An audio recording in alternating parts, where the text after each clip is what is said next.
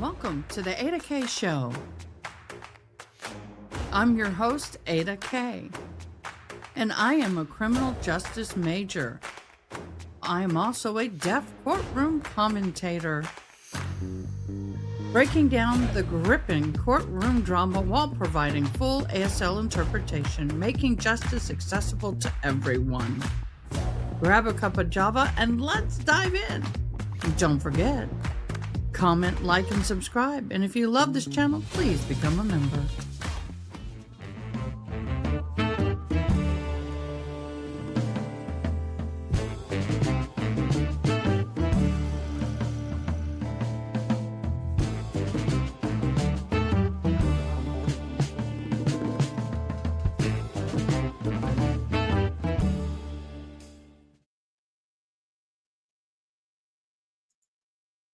Hello, everybody, and welcome.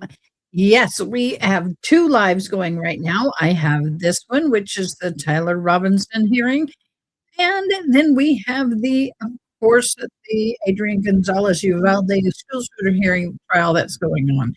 So I'm going to be bouncing between the two. Thank you so much for joining me. Thank you so much for hopping in. I'm back. Yes, hello. How are you? Um,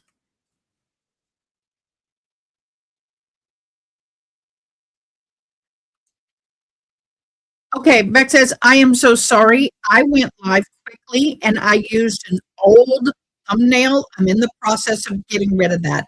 So give me about 5 minutes and it'll all be gone. But I appreciate that. I understand. But anyway, we're going to go straight on into hearing. They've already started, so let's get on into it and then we'll talk later.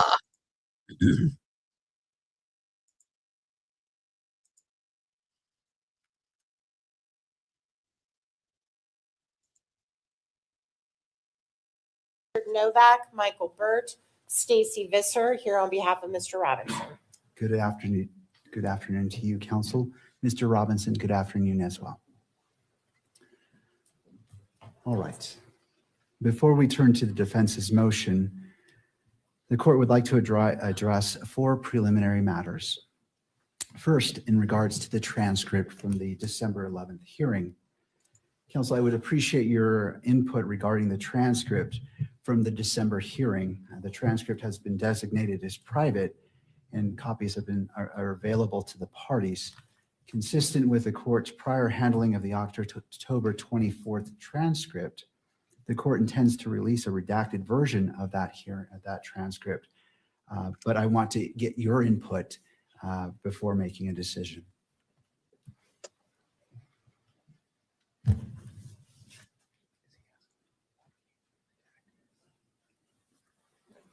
Judge, we intended to do that as well.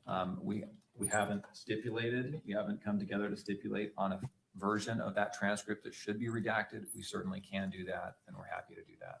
Thank you, Mr. McBride. We will meet and confer with Mr. McBride and his colleagues on that. All right. How much time is needed by the parties? 2 weeks. That's fine. A couple weeks. All right. A couple of weeks, and then we can address that. Next, I want to turn to address media coverage and place on the record the potential consequences of any willful violation of the court's December 23rd, 2025 standing decorum order. Under Utah Code Section 78B-6-310, if the court finds a person guilty of contempt, the court may impose a fine of up to $1,000, order incarceration in the county jail for up to 30 days, or both. Any alleged violation will be carefully evaluated, and the court will impose only those sanctions which are appropriate and proportional under the circumstances. The court will make specific findings on the record before imposing any sanction. In addition, the court may impose the following remedial measures if warranted. First, immediate suspension of video transmission of the hearing, with proceedings continuing on audio-only basis for the proceeding where the violation occurred, and disqualification if necessary, and narrowly tailored of the news organization that filed the request in order for electronic media coverage of court proceedings for the hearing in which the violation occurred from providing pool camera operator services in this matter, where the court determines that such a measure is required to ensure compliance with the standing decorum order and to protect the rights of the parties. Counsel will be allowed to provide their input before the court makes any final determination regarding sanctions. I want to emphasize that these measures are not intended to have a chilling effect on open and transparent courts or on responsible news gathering, and the court remains fully committed to the presumption of open proceedings under applicable rules. Have you seen anything like this at the drugstore? No, you haven't. Look, Optic is making... That's weird. I shouldn't be getting commercials. I'm signed in. That's strange, y'all. My apologies. That's unusual for me. Let me double check. Have you read the December 23rd, 2025 standing decorum order? Yes, sir. Do you understand the guidelines as they relate to your responsibilities today? I do. Do you need any additional time to review the December 23rd, 2025 standing decorum order, or any time to reposition the camera to ensure full compliance with those guidelines? Do I need more time? I'm sorry, was that the question? Do you need more time to review the decorum order? And I'll pause there because that was a compound question. Sorry about that. No, I've read it. I fully understand it. I'm good to go. All right. To the second part, do you need any additional time to reposition the camera to ensure full compliance with those guidelines? No, I think we're in a good position now. All right.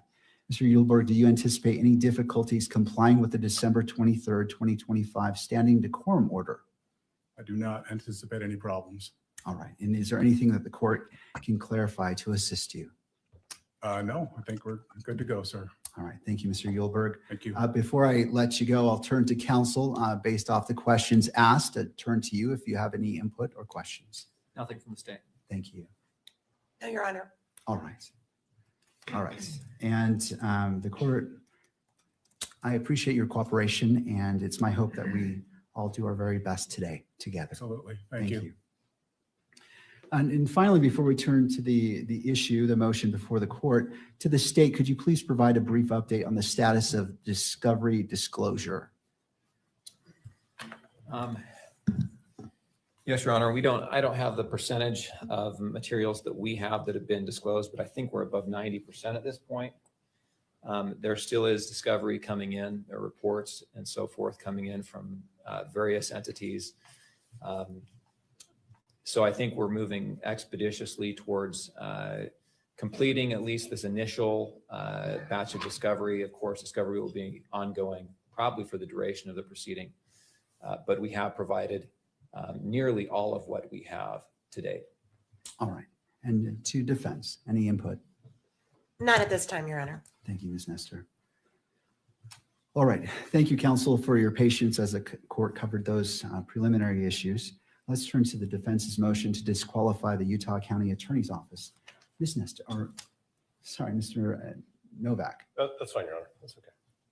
We actually have some preliminary things we want to discuss with respect to the posture of this motion. And I also think at some point the court needs to decide at what stage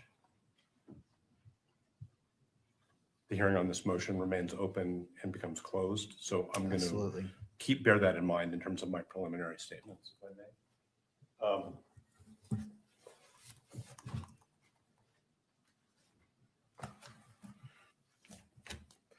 When we filed this motion to disqualify, and when I say we, I mean Mr. Robinson's counsel,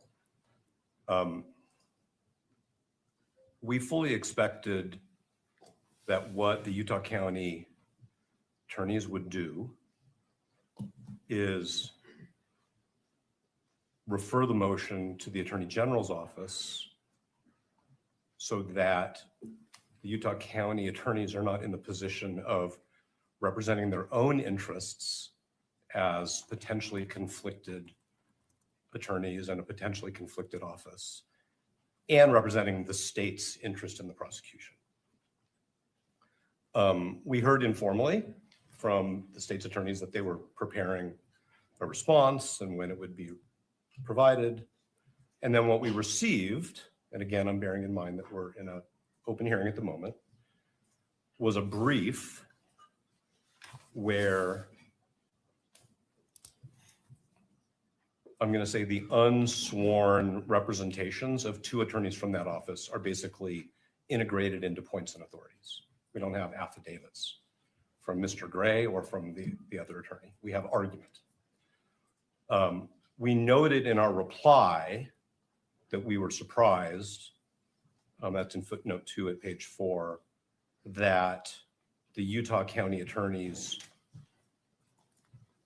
were representing themselves in connection with a motion alleging that they have a conflict of interest and that the state was not being represented through the Attorney General's office.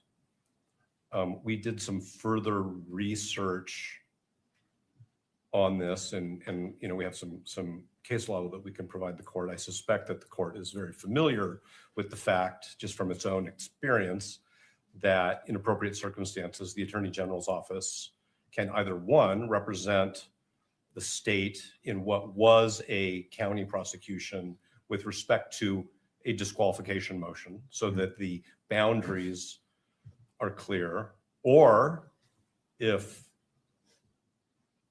there's an ultimate finding or conclusion that there's a conflict of interest, take over the prosecution or assign it to another county.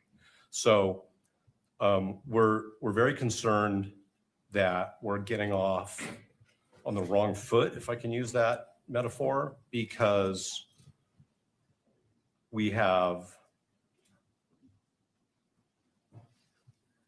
officers of the court who are both representing their own interests in continuing to be the prosecutors in this case and representing the state in a situation where there should be what I would call, at least temporarily, conflict counsel.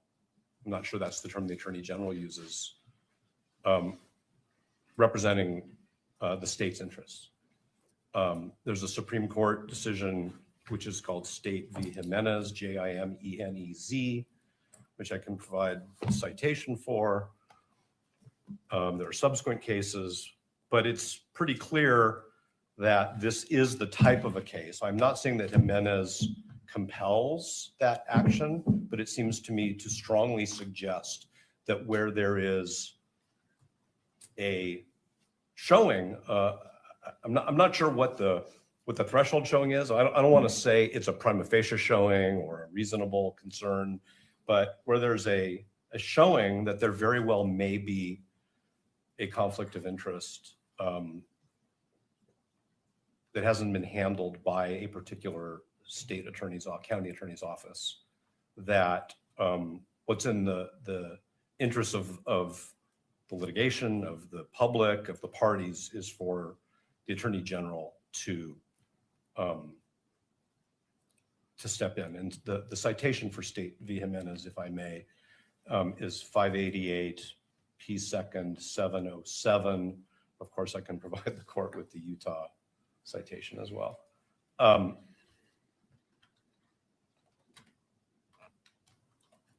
This court actually has the authority under that case, State v. Jimenez, to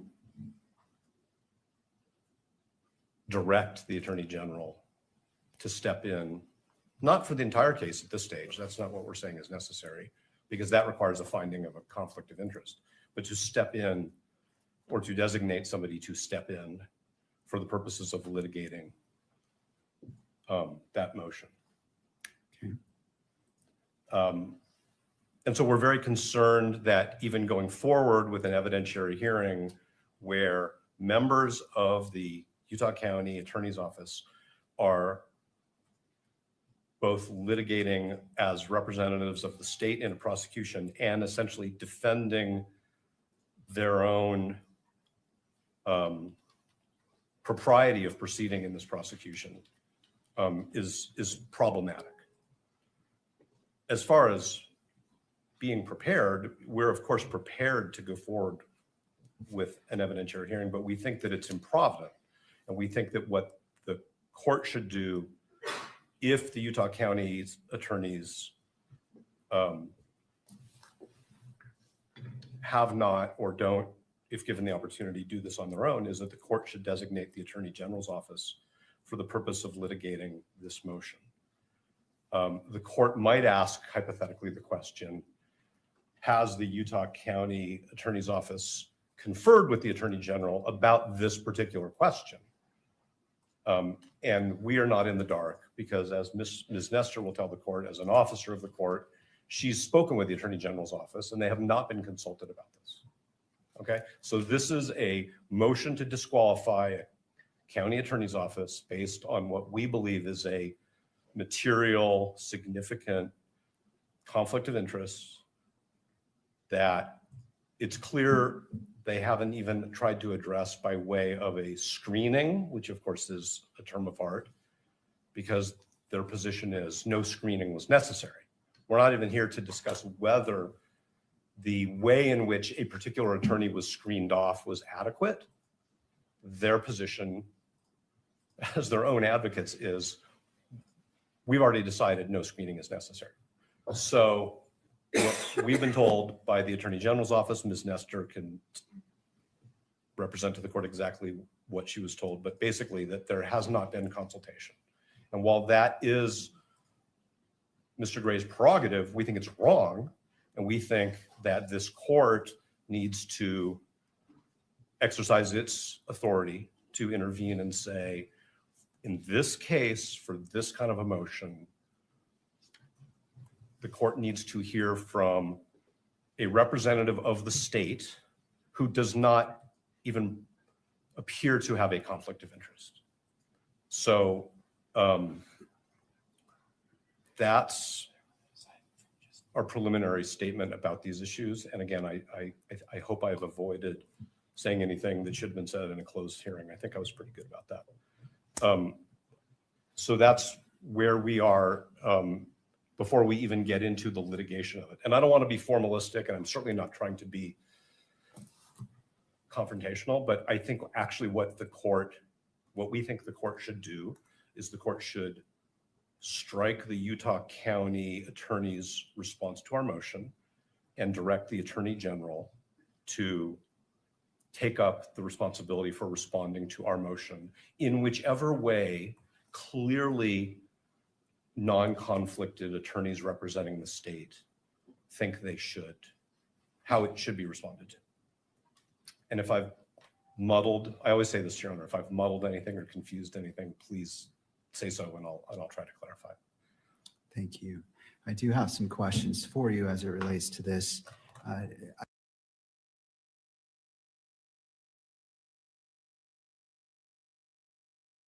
I wish to consider all the authority that you wish to cite to. I mean, obviously you came into this hearing knowing that this is something you're going to present. And this court wants to be efficient with time, but thorough. Yes. And not jumping to conclusions. Can you give me all the authority that you wish for me to consider in considering your request today? Yes, and I think what we could also do, which maybe would be more helpful to the court, is that we could file a short brief on this particular issue, because I will acknowledge that while we were surprised that the brief was filed by the same lawyers who are alleged to have this conflict of interest, it took us a little bit of time and we wanted to get that filed in time for today's hearing because the court had set the hearing. It took us a little bit of time to think through these issues. So there are Utah authorities, there are authorities from other jurisdictions. There are also ABA guidelines on the prosecutorial function, which we think strongly suggest that there should have been what I'll just call a referral to the Attorney General's office for this particular motion. I can stand here and I can give the court case names and numbers and sections from the ABA standards, but it was not our goal to, of course, put the court on the spot and require the court to, like go back into chambers, think about it for, some pressured period of time and come back out and make a decision. So if it would benefit the court for us to file something, and I don't mean in a month, I mean very soon, so that the court has thoughtfully presented points and authorities, we're happy to do that. As far as I know, the only people who've traveled out of town for this hearing are Mr. Burt and myself. So I'm thinking about the convenience of witnesses and the court and counsel. It's important that we do this in a way where the court has the opportunity to make a thoughtful, reasoned decision, as Your Honor always says. So that would be our proposal, is that if the court is open to receiving authorities, that we recess this hearing for, whatever meets the court's schedule, whether it's a week or 2 weeks or a few days, and we can provide the court with something, and we'll come back. But we do think this is a serious issue, because I think the question of who litigates this issue on behalf of the state is in itself wrapped up in this conflict. And we want everybody to get this right. Thank you. Once.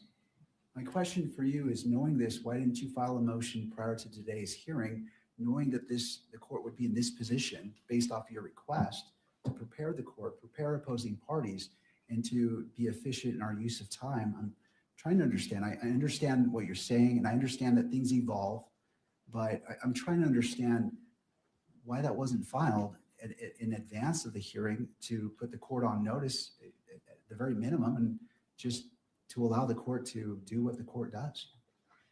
I hear what the court's saying, and I think we can take responsibility for not sufficiently presenting the authorities that we think compel what I've just suggested should happen. We noted in our reply brief that the county attorney should not be representing themselves. And that's probably an inadequate message to the court. But we did file a motion to disqualify, and inherent in a motion to disqualify based on the conflict of interest, we anticipated would be that the state attorneys would seek representation from a clearly non-conflicted, appropriate prosecutorial authority, which, as I've done further research, and Mr. Bird and Ms. Visser and Ms. Nestor and I have all done further research, literally up until earlier this morning, we think it's pretty clear that this court has the authority to make that, I'm going to call it a referral. I think it's an order referring it to the Attorney General if the Utah County attorneys choose not to do so. And the additional information, which we did receive today, I'll just tell you that, was that there had not been any communication between the county attorneys and the Attorney General's office concerning this issue. So I'll fall on my sword. If the court thinks I should be sanctioned for not bringing this up sooner, I hear the court, but we are we're juggling many aspects of this case all at the same time, some of which the court is aware of, some of which the court probably is not aware of, but the court can imagine. No, and I appreciate that. It's not the intent to sanction you. I understand that issues come up and there's a lot going on. And so the court appreciates your candor and representation today. So these items can evolve. And so the court is not finding fault with you. It's just hoping that as it requires a lot of time and resources for you and for fellow attorneys and for the opposing party and for other parties, we just might want to make sure we make the best use of our time when we're together. I hear everything the court is saying. I take it to heart. I understand what the court's saying, and we are cognizant of the time that the court devotes to preparation for these hearings. So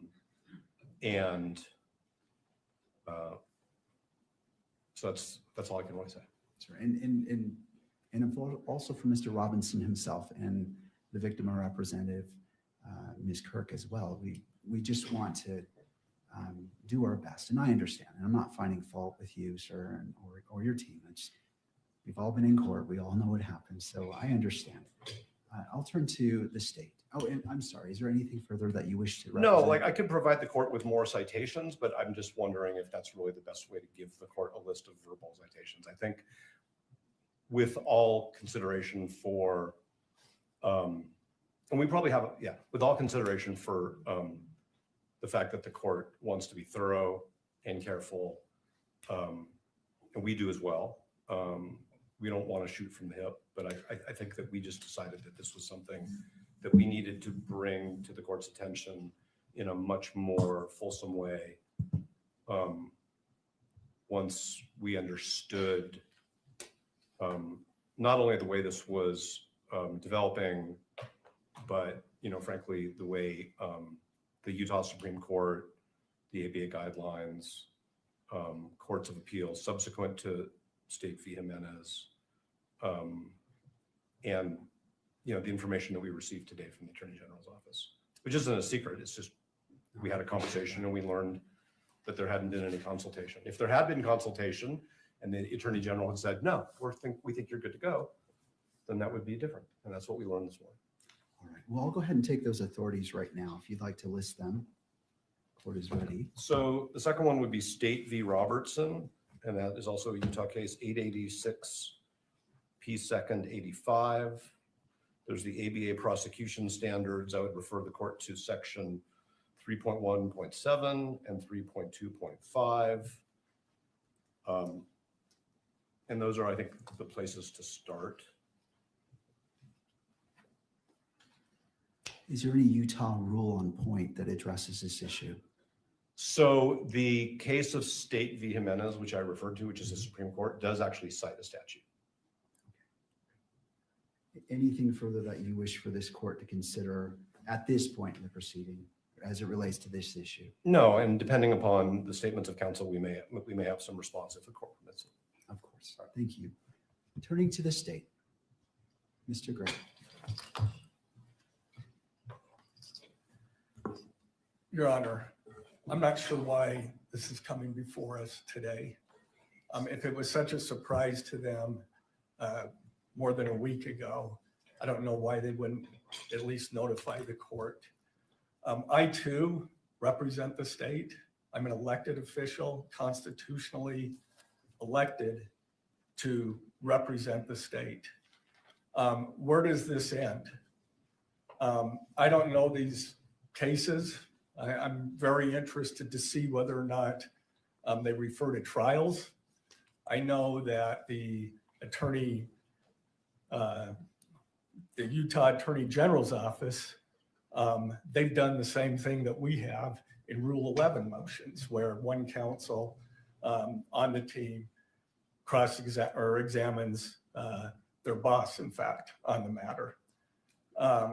So I just think this is ambush and another stalling tactic to delay these proceedings. There's no reason that they could not have at least filed the motion and asked for time to brief it.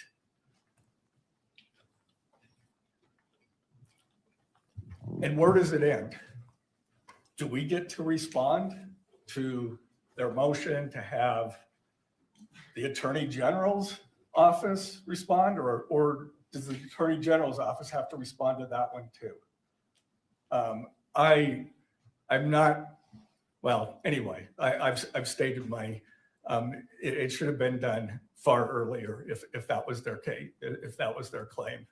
And if I could just turn the time over to Ryan in case he has something else. Thank you, Mr. Gray. Yeah, I Mr. do. Ryan. And excuse me, this is, we're tag teaming this somewhat because it's a surprise to us as it is to the court. But in the 5 minutes I've had to read Robertson and Jimenez, which could have been provided to me before this hearing, it looks like those cases don't stand for conflict of interest cases. They're actually, does the Attorney General's office have authority to prosecute cases that occur within a prosecution district or county attorney's jurisdiction? And the answer is yes. It's not about taking conflicts. From the few minutes I've had to read those cases, I do want to state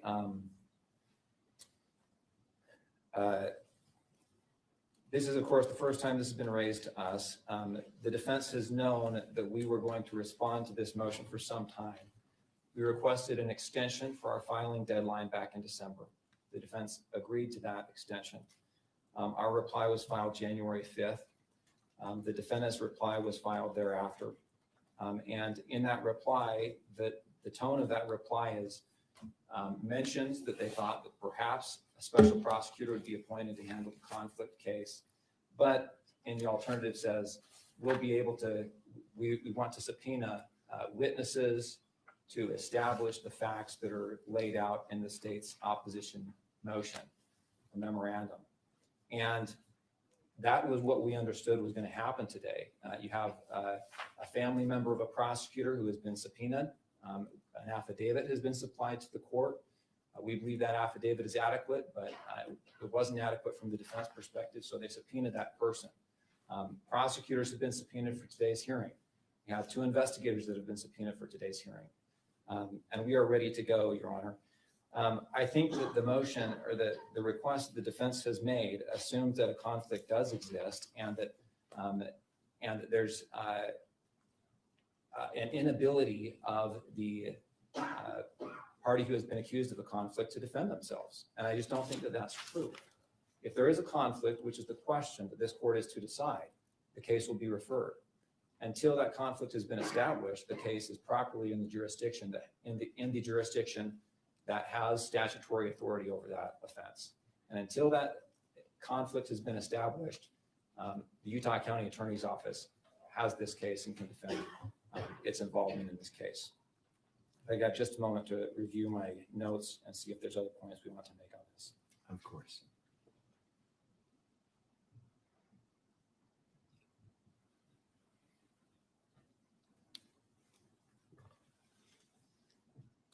There is one other point I wanted to make, which is the idea that the case would be referred, that alleging a conflict would cause a special prosecutor to be appointed. That really assumes that there is a conflict, and until that conflict has been established, there is no duty for the case to be referred to another jurisdiction or another special prosecutor to handle. And it raises some of the issues that have been brought up in some of the case law regarding creating or alleging conflicts. There's a lot of case law that talks about how it can be a tactic to try and remove cases from one prosecutor's authority to find a more lenient prosecutor, find a more favorable prosecuting authority that's not going to seek, for example, in this case, the death penalty. And there's a lot of case law that talks about you can't call opposing counsel as a witness in a case unless they're absolutely necessary. And the reason is because it can be a forum shopping effort. And we're concerned with that same kind of motivation or tactic that could be used in this case or other cases like it. Anytime you, as opposing counsel, you don't like the offer you're getting, the way the prosecution is being handled, you allege a conflict of interest, and all of a sudden the county attorney's office has to spend $10,000 to hire a special prosecutor just to handle that one issue, regardless of whether or not it's supported or whether or not a conflict exists. That's a concern we have. Now, we're ready to go forward today. We think the evidence that will be presented today will illuminate the issues adequate that Your Honor can make a decision about whether or not a conflict exists, and we don't need to delay this proceeding any further. We're confident the court will see the facts as they are and be able to make that determination. Mr. McBride, so the motion has been made by defense to continue this hearing to allow the filing of a motion addressing more fully this issue. And to that request, what is the state's reply? We object to that motion to continue or to strike. We ask the court to go forward today. We think the motion is untimely. The court has, or the prosecution has subpoenaed witnesses, and every delay that happens, the witnesses that we have now family members of prosecution being subpoenaed. that these people are ready to move forward and get this out of the way. The longer we delay this, the more anxiety that this procedure has. All right. Thank you, Mr. McBride. To defense, any response? Yes, John, thank you. First, I want to say this is not about seeking a lenient prosecutor. This is not about tactics at all. And it was actually the county attorney's office who informed us back in October that there was a family member of a prosecutor who was present. At this point, you're probably not avoiding therapy because of stigma. You're probably avoiding therapy because you've become very I'm a YouTube, I pay, so I don't know why, because I'm not getting commercials on the other side, so I don't know what's happening here. I don't know why I'm getting commercials.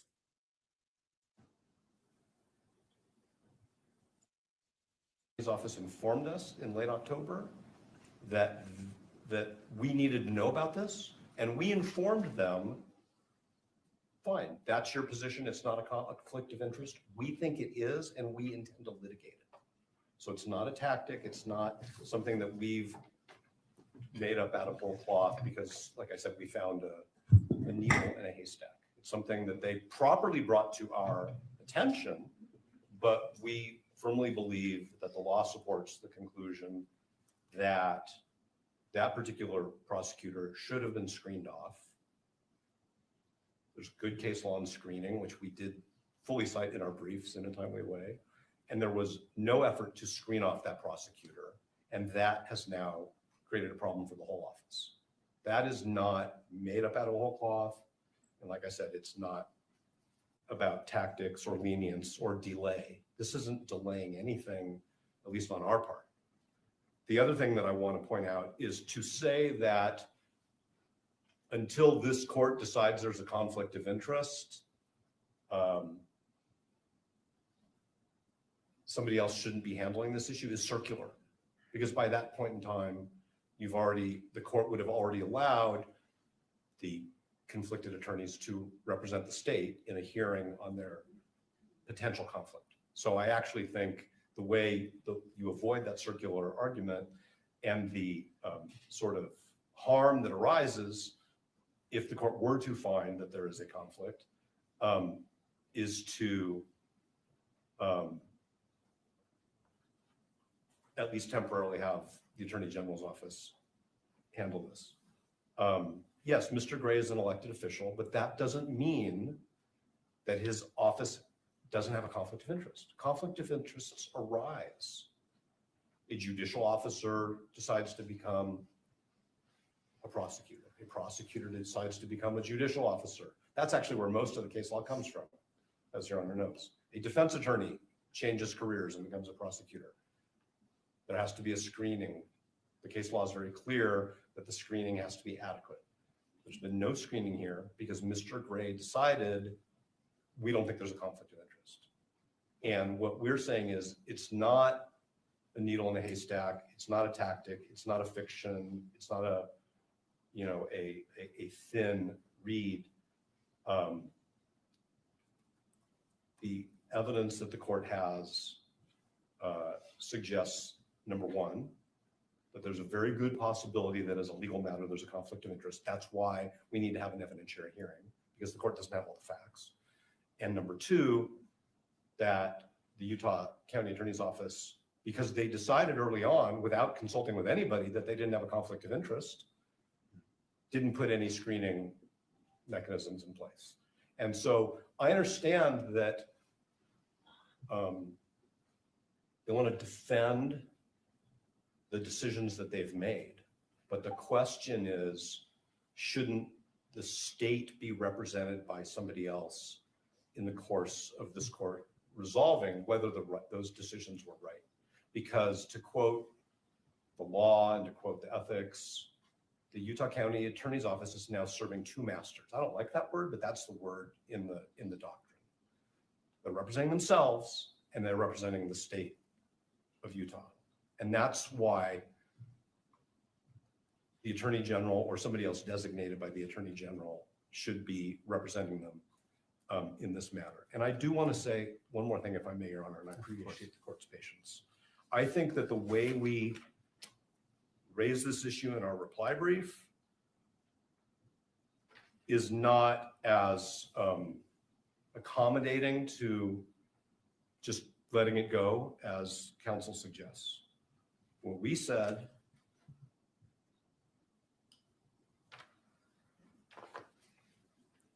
is we asked the question is whether it is even appropriate for the UCAO to litigate this issue on its own behalf. While the UCAO may have provided this court with the information that it has deemed relevant to this issue, the scope of the disclosures and litigation of this motion should have been assigned to another state agency, such as the Attorney General. We didn't suggest that this court should appoint a special prosecutor for all purposes, or that the filing of this motion means that the Utah County Attorney's Office is automatically disqualified from the litigation. That's the point of the motion, is whether they had a conflict of interest, and if they did, whether they handled it. And it's our position correctly, and it's our position that the answer is yes and no. So I understand there are witnesses here, people are ready to go. We think that the court should either accept briefing or agree with us that the referral is appropriate. And I want to cite, if I may, the citation by the Supreme Court in Jimenez. So this is 588 P second, it's 707, but this is at 708. This is the statute quoted by the Supreme Court. If at any time after investigation by and a finding and a recommendation from the district judge involved that the county attorney in any county is unable to satisfactorily and adequately perform his duties in prosecuting a criminal case without additional legal assistance, the Attorney General shall provide such assistance. That's very broad. What that means in this case is it's inappropriate for the Utah County Attorney's Office to represent itself when it is also representing the state. And that for this motion, this court has the discretion, we would say, respectfully, the obligation to designate the Attorney General to represent the state, the people of the state of Utah, in this motion. And depending upon how the court rules on the motion, then we have to see what happens next. So is it your position that the court has discretion to make that decision? I think that the court has the discretion to say to the Utah County attorneys, you shouldn't be representing yourself in this case at this stage as to this motion only. Continue to do what you do while this motion is pending, and we will resolve this motion. I am not suggesting that they should stop the work that Mr. McBride talked about preparing discovery, having their agents interview witnesses. We want to get this motion resolved in a timely way. It is not a stalling tactic, but I'm not saying, let me be very careful because I don't want to misinterpret the court's question. I'm not saying that whatever this court decides is the right decision because the court has discretion. We believe that the law requires that the county attorney's office be represented by somebody else for this motion. What I'm saying is the legislature gave the court the authority to compel that when the state attorney and the attorney general haven't done anything about that yet. I'm not saying that the court, I mean, I don't know what the standard of review on appeal would be. So I'm not just saying it's an abuse of discretion standard. What I'm saying is the legislature gave this court the authority to direct, refer to the attorney general representation in a criminal case where there's a showing of a potential conflict of interest. And I've been a criminal litigator, although on this side for a long time. So I understand what counsel's talking about is sometimes defendants come up with questionable grounds and move to disqualify. And I don't think that that's a finding that the court can make in this case. It was actually, as I said before, the Utah County attorneys who were concerned about this enough that they brought it to our attention. We have profound disagreements about the significance of the conflict and the way it was handled. Okay, and otherwise, I think I would be repeating myself if I said anything more without answering a direct question. All right, I just have a brief question. Do you have your witnesses here today? All the witnesses are here. We have no problem as a pragmatic issue going forward. Our witnesses are the subpoenas that we served, which were filed with the court. So to be clear, I don't think the court is inferring this. We're not unable to proceed if that was the court's conclusion. We are prepared and the witnesses are here. I'm just saying we think that it would be improvident and it could result in errors of law, and it could result in problems down the road. Thank you. Do you need any additional time in regards to your argument to continue this hearing based off the citations you've provided, the authorities you've provided the court? 1 second.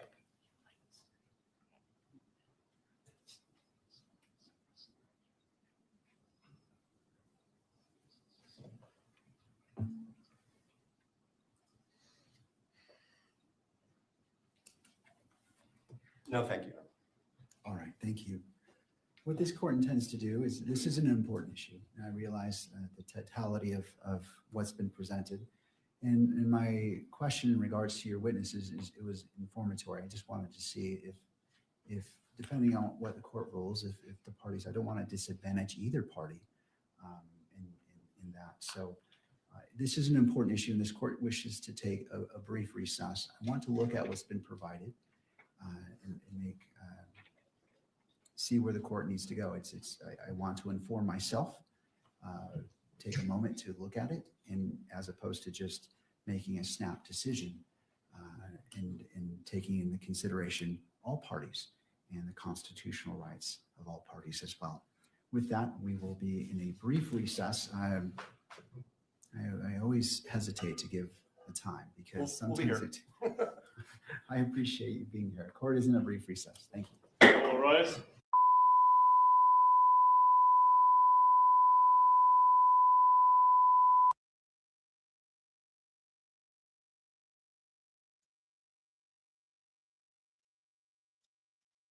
Oh,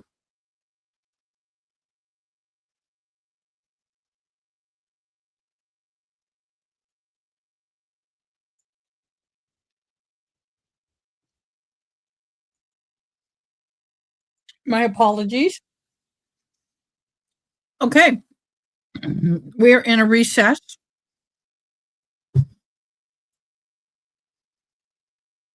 Let me try to recap what just happened.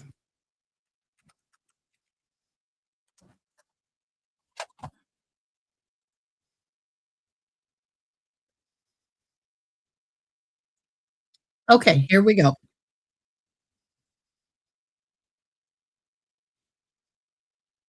This hearing was to determine whether or not the entire Utah County Attorney's Office should be removed from the case due to alleged conflict of interest because the deputy county attorney's 18-year-old child attended the Kirk event where the shooting occurred. It was not a preliminary hearing, but not about evidence. It's about God.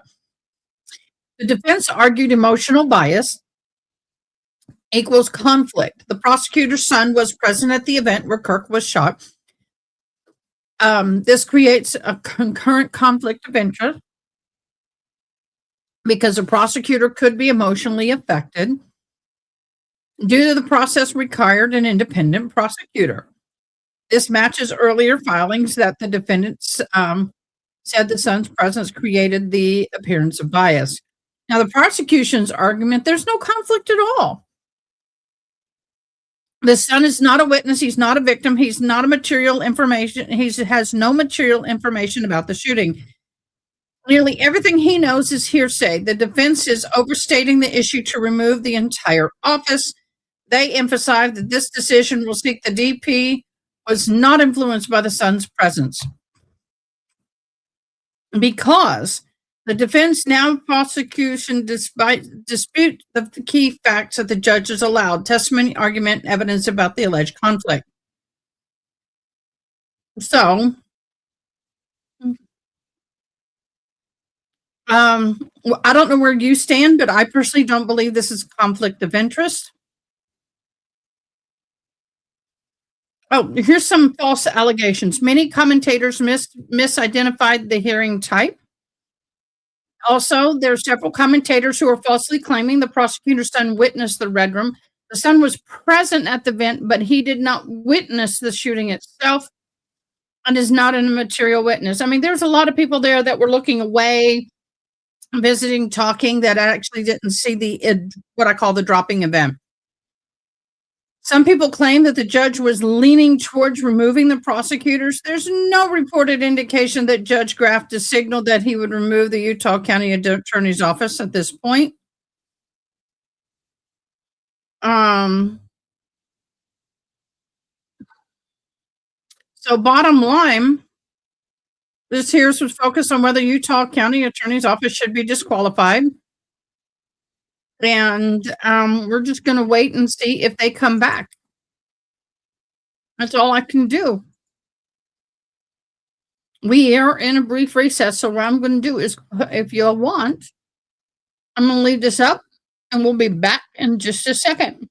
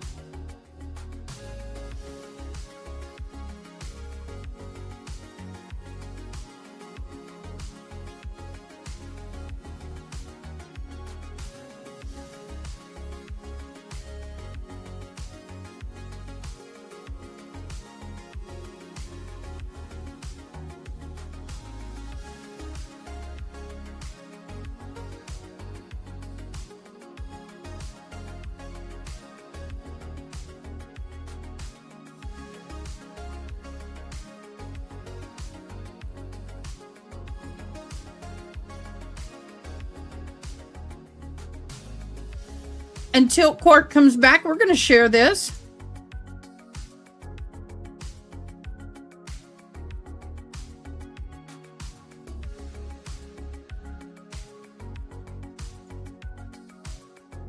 All right. This here is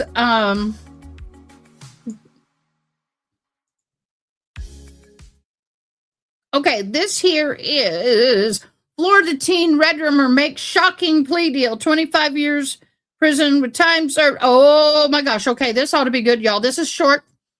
It's only a few minutes long, but we're going to watch it.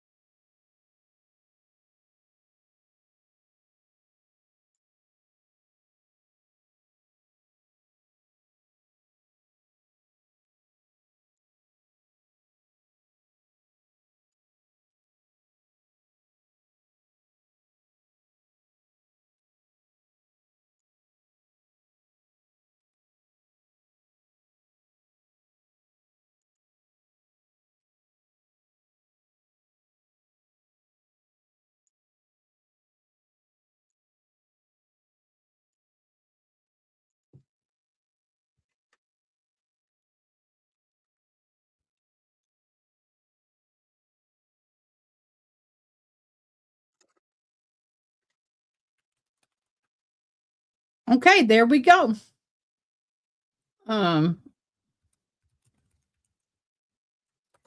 So, excuse me.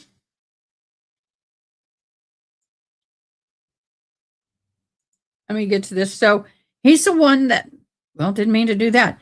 He is the gentleman that was, or young man that was accused of unaliving his mom after she had given birth just 14 days previously in her bed, in her sleep. It was violent and brutal, y'all. Violent and brutal. So he has pled guilty. And there you go. I'm going to keep this live going, this live over here. Want to say thank you so much for a fabulous week. We will see you Monday, 8:30 in the morning. We have no mod meeting this week. Next week, the 25th, we do. We have a movie tonight. Never know. We may have football games. You never know what we'll have in Discord. So please click the link up there or scan it. Go into Discord. Join us for some fun. Until then, we will see you guys Monday. Now hop on over here for the results of the judge's decisions that he's going to make today in the Taylor Robinson case. All right. Y'all, thank you so much. Hold on. He will. Well, he is going to prison for 25 years, then 10 years of supervised, and then 10 years of non-supervised. That's what he got. Okay, guys. See you later. Miguel, come over here.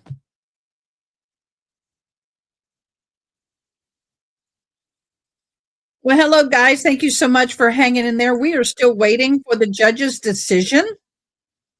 And I'm hoping it'll come down shortly because God knows how long it's going to be. Let me close out some things. I got a lot of windows open, y'all, so I'm going to close them all out and have open only what I need to have open.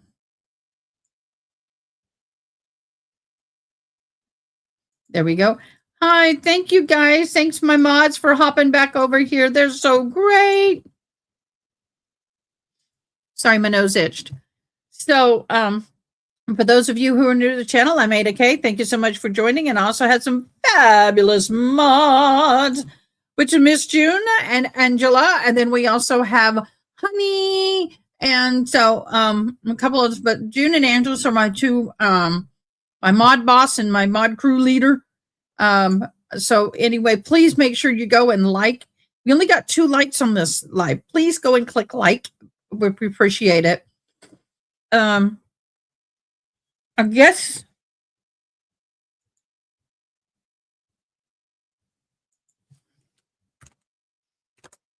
yes, I did. I sent out invitations for tonight. It's such a good movie. Y'all got to come see it. It's a great movie.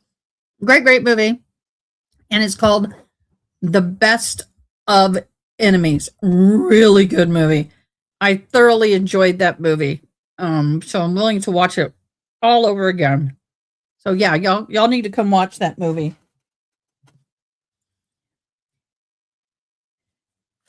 If you're off someone, don't post pics on disc. What?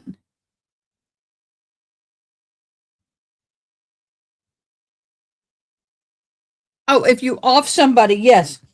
He put pictures on Discord. I mean, this guy does everything stupid you could do. I don't think he was in his right mind, but he was 13 years old when he did it. I don't know why he did it. It is what it is. I mean, there's nothing I can do. Everything's in the wrong place. So, how many of y'all have been following the Gonzalez trial, the Uvalde trial? If you haven't been, y'all, it's getting spicy. I think this is a sleeper trial, to be honest with you. It is a very difficult trial because we have it's a lot. We had 19 children pass away. We had 10 children injured. We had 2 teachers pass away. We had 1 teacher who was really injured and his arm was all maimed. And he was the only one to survive in his classroom. So, how horrible can that be? So now we are waiting for the judge to return here in the Charlie Kirk Assassination Utah versus Taylor Robinson hearing. The issue that we're dealing with on this hearing is, number one, is that the DA's son, who was 18 at the time,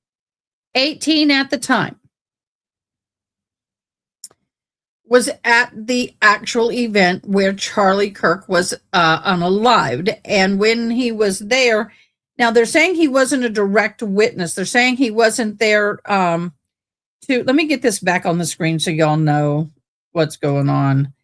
I guess I got to go into this format. There we go. So I think what I'm going to do while we're waiting is do this. There we go. So what's happening here is that we have the defense is trying very hard to get the prosecution or the complete entire DA team removed from this trial and have a special team hired. Now, if the teenager, the 18-year-old, still call them teenagers, the DA's son was there at the event. They say he didn't actually witness the actual act of unaliving himself. Mind you, there was hundreds and hundreds, if not thousands, people there, and not everybody was looking at him when it directly happened. Okay, so he claims he didn't see it. The DA says that none of that has any bearing on him bringing in the DP. They're bringing in the DP. And the defense is, I don't agree with it, but I got to tell you, I think they're kind of smart, because the defense is thinking, we can get them thrown out because his son was there. Then we can get another prosecutor to come in and they may take the DP off the table. Oh, it's a good tactic. Don't like it, but it's worth a shot in their mind. So that is something that they're groveling over right now. And they are talking about having, what's the word I'm looking for?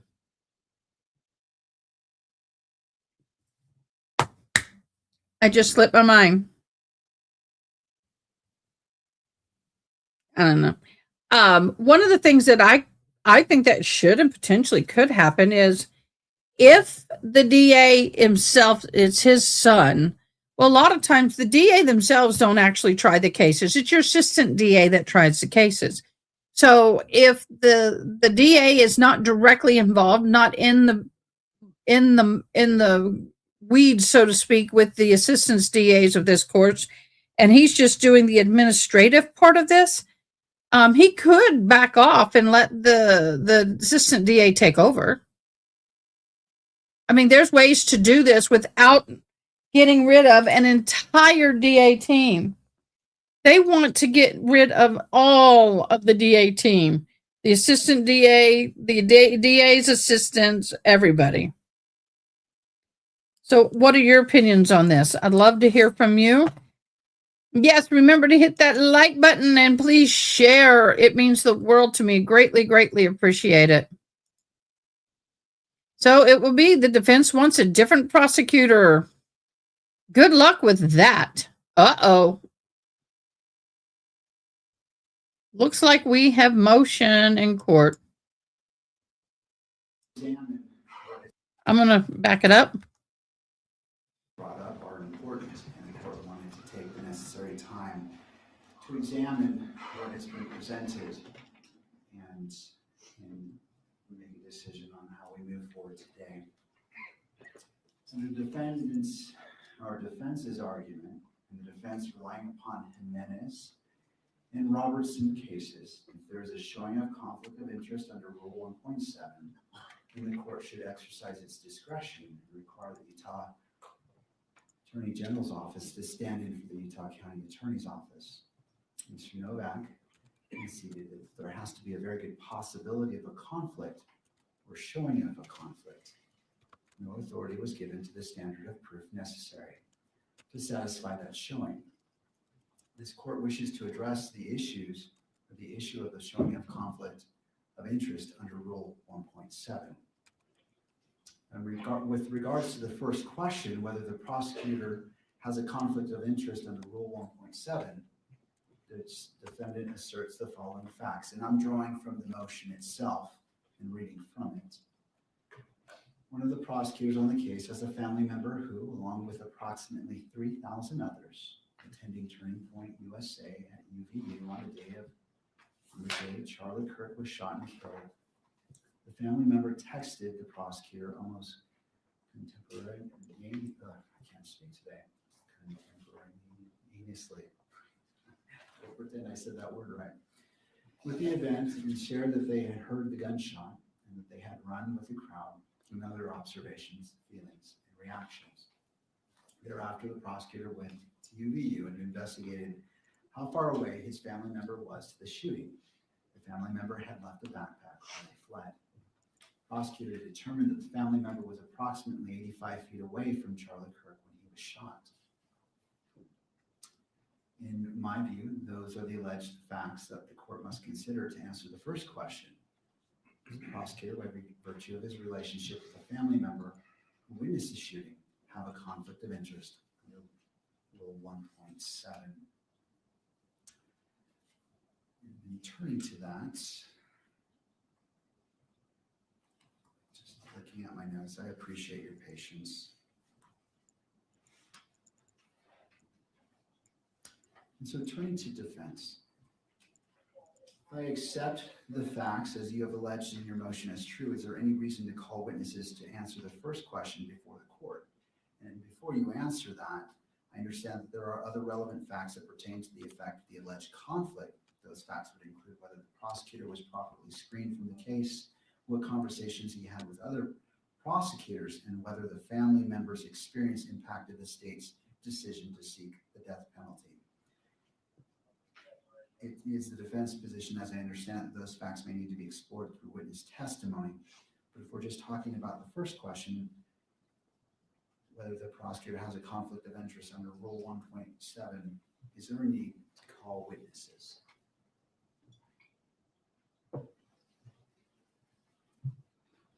Yes, Your Honor. I understand that the court is trying to get to the threshold question that we have put before it with respect to who should be representing the Utah County Attorney's Office in this motion.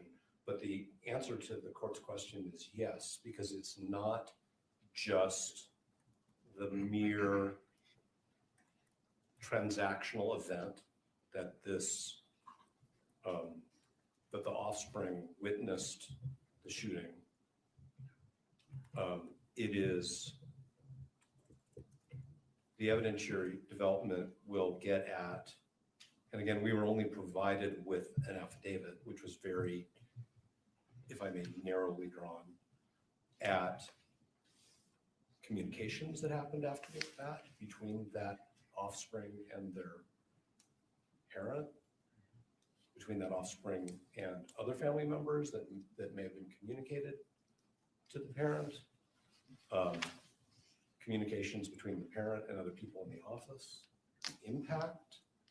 Okay, so now I'm going to just say, if I had found out that my child was at an incident where somebody was shot and killed, I would have an incredibly strong emotional reaction, even if they were safe.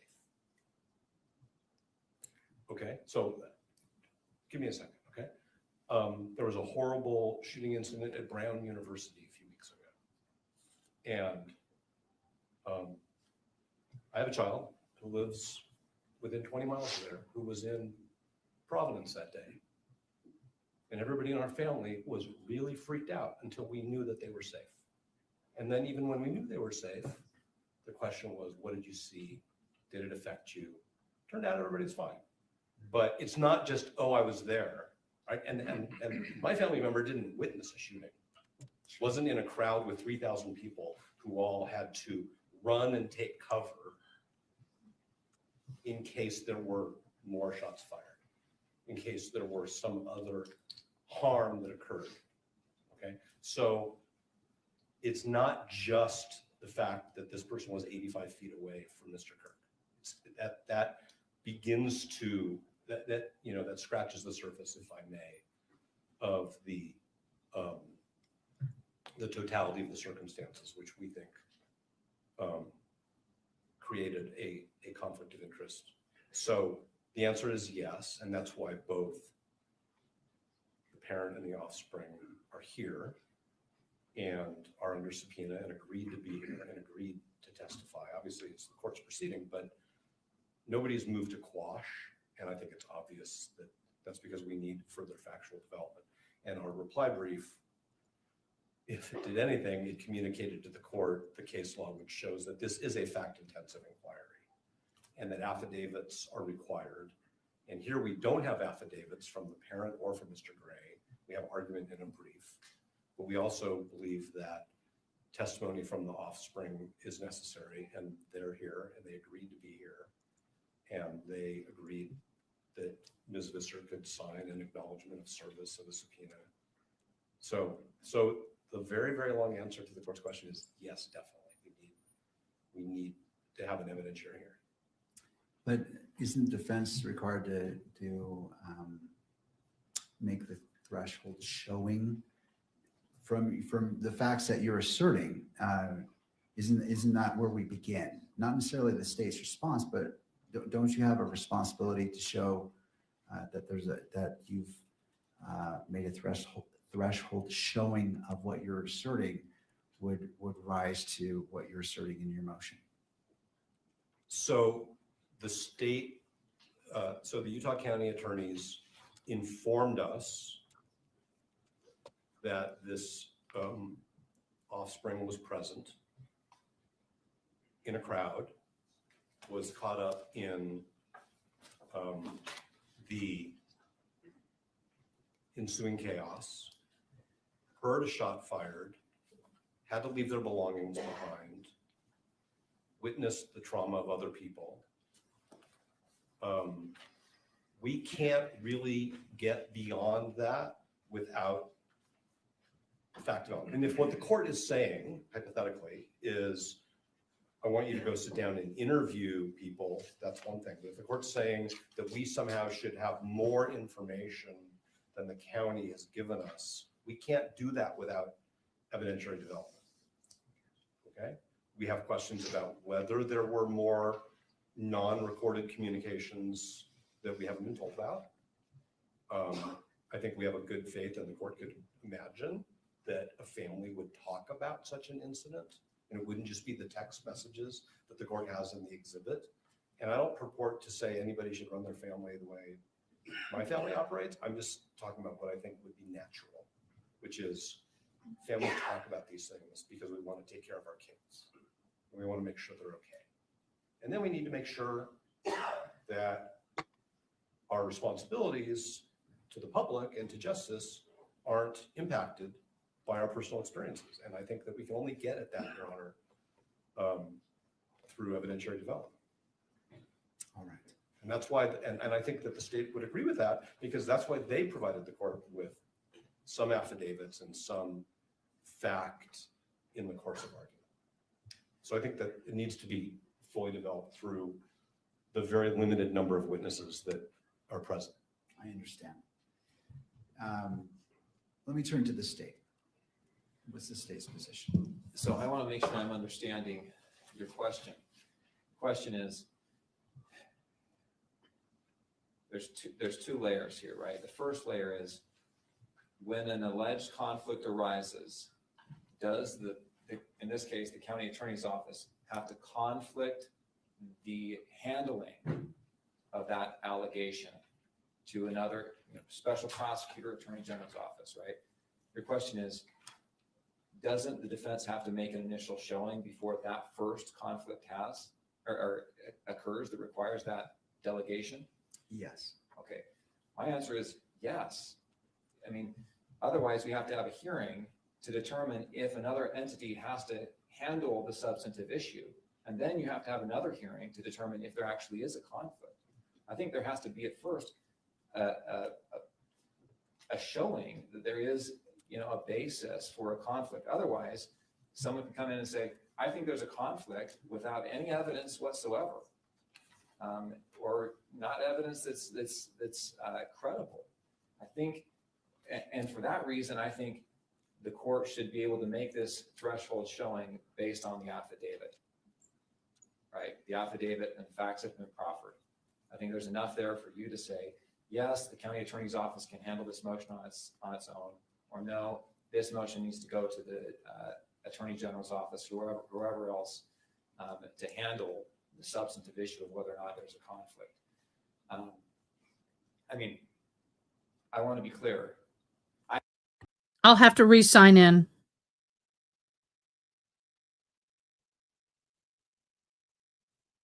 Whether or not the issue of whether or not there's a conflict should be That's strange. Okay. I think there may have been a little bit of confusion there, and I'll take responsibility for the question. In regards to the threshold showing about the conflict,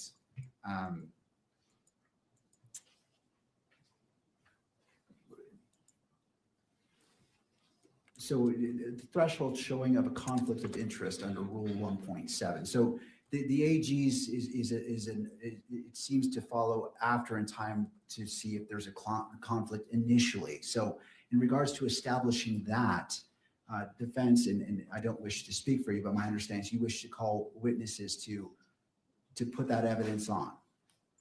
Then I misunderstood the court's question. I don't think we need to take testimony in order for this court to make a finding on under 1.7 that conflict-free counsel should represent the state in this motion. I am not suggesting, and I didn't mean to, that there should be 2 hearings. That's not what, so if I misunderstood the court's question, I thought the court was saying, do we even need an evidentiary hearing on your motion to disqualify? Isn't it enough for the court to just read the papers? But that was not, was that your question? Well, and I'll take full responsibility on my question. That was really the push on it, because my understanding is that determination needs to be made based off what you told us in the beginning, that a showing of a conflict of interest, there has to be a very good possibility of a conflict, or showing of a conflict is the very first step before we go down the further road of addressing the AG's office. And so I was alluding to, based off that, does that require an evidentiary hearing from your perspective? I don't think that it requires an evidentiary hearing, but I don't want to predict or make assumptions about the court's view. I believe that the Utah County Attorney's disclosure to us on October 20th of this situation and our assessment that it creates a conflict of interest is not frivolous. It's not taken for the purposes of delay or tactics. It's a real potential conflict. I don't know what the threshold showing is that permits or requires the court to exercise its authority under what is now in juxtaposition to the Utah legislature changes its code so often, like we have to figure out all the new code numbers, but it's now section 17-68-304, which gives the court the authority to appoint the attorney general in this situation for this purpose, 17-68-304, as opposed to the code section cited in Jimenez. The law is the same, but the code sections have changed. But what I'm saying is, I don't want to predict or gamble with what showing this court thinks is necessary in order to appropriately exercise its discretion to make that referral. And so if the court says, I need more, then we should have an evidentiary hearing, because the important thing is to get it right, not for me to bargain on whether our papers show enough. The only thing that we know that we can show in our papers is what we were told and what we were given. And we were given some text messaging between family members and maybe some other people. I mean, the court has that, it's an exhibit. That's all we really have. And so I don't want to just say, oh yeah, there's enough there, and then have the court say, no, there isn't. Because it may be that the court wants to take some permit us to take some preliminary testimony in order to make that decision. But what I really think, instead of starting an evidentiary hearing on a motion to determine if there should be a referral, I think that there's a sufficient showing that there should be a referral by this court because of 1.7, under the court's authority under Utah Code Section 1768-304, before we even begin to take testimony. I mean, the fact that Mr. Gray is going to be the first witness we call already, and that the state hasn't moved to quash because it's a frivolous subpoena, or it doesn't have, there's no basis in the factual predicate to examine Mr. Gray about these things, suggests that there's a problem here. But Mr. Gray's office is representing Mr. Gray while also trying to represent the state. And that's an inherent problem. And I understand it's a thorny question. It's what's the showing that's necessary, and does the court have discretion, or is the court compelled to? Is the court going to commit error if it doesn't? That's why I think that maybe some thoughtful briefing is an appropriate thing to do before we start an evidentiary hearing and then realize that we got off on the wrong foot, because there should be somebody else seated at counsel table when two members of the state's attorney's office, who are members of the prosecution team, are two of the 4 or 5 witnesses in this hearing. So I'm not trying to dance around the court's question. What I'm really saying is, I don't know that we can be stuck with only being able to give a court a showing based on the evidence we've been given, when all we've been given is a memo that says, this person was there, we don't think it's a problem. They were 85 feet away when Mr. Kirk was killed. And so, and I appreciate what you're saying, counsel, but what I'm trying to determine is, in your regard, in your understanding, I want to address this, the sufficiency of the showing. Is it your request for an evidentiary hearing for you to present to the court enough evidence for the court to make that determination, or something else? If the court doesn't believe that the papers themselves sufficiently demonstrate that for purposes of the motion to disqualify, the state should be represented by somebody else, then the answer is yes, we want to have an evidentiary hearing up until the point where the court reaches that conclusion.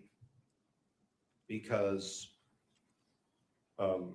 that would be the only way for us to satisfy whatever showing the court deems necessary. So we're not going to waive an evidentiary hearing if the court's saying, well, I don't think you have enough evidence here. Obviously, the answer is yes. What I'm really just saying is, I think that based on the papers, the court can say, yeah, this is a significant problem in a serious case that has really, really serious consequences for Mr. Robinson, for the people of the state of Utah, for the victim's family, and we should do this carefully and correctly. And I think the way to do that is to have the Attorney General of Utah designate somebody in their office to represent the county for this limited purpose until the court determines the scope of the conflict. We think the conflict requires disqualification from the case, but ultimately, obviously, that's going to be a judicial determination. All right. Anything further from the state before the court makes its ruling on this issue? I just want to clarify, you're talking about the need for an evidentiary hearing in order to determine whether or not the states, that the county attorney's office can handle the motion to disqualify? No, I'm determining just an initial showing of a conflict that exists here. Like it. Well, for what purpose? To disqualify the office, or to have the Attorney General's office step in and handle the disqualification motion? To disqualify the office. Can I take a crack at it? If you wouldn't mind, Mr. Gray, just stepping to the left room, just so the record picks you up. Sometimes these microphones are a little long. If I could take a crack at it. basically, I think what you're saying, it's kind of like a Frank's hearing where you have to allege sufficient facts, so that based on those facts, if the court takes that as true, then you would need whether or not there would be a legal basis to conflict it out or find a conflict, right? And so if they don't make that showing, then the court can rule straightway. But if they do make that showing, if what's alleged is true, then we go to an evidentiary hearing. Is that?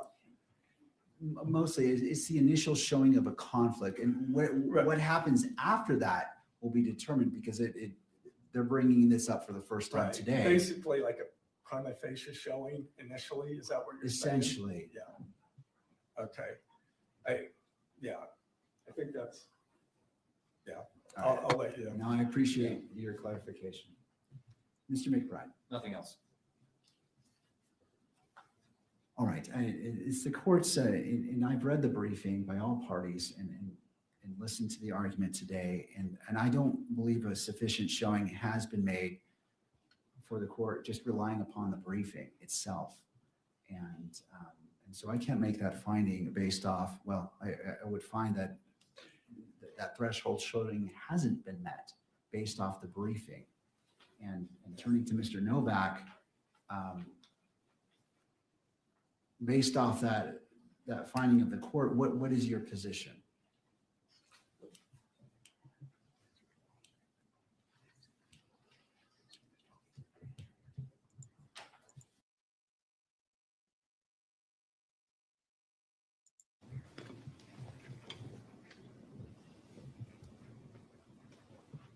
Our view is that if the court has concluded that the briefing does not yet rise to the level of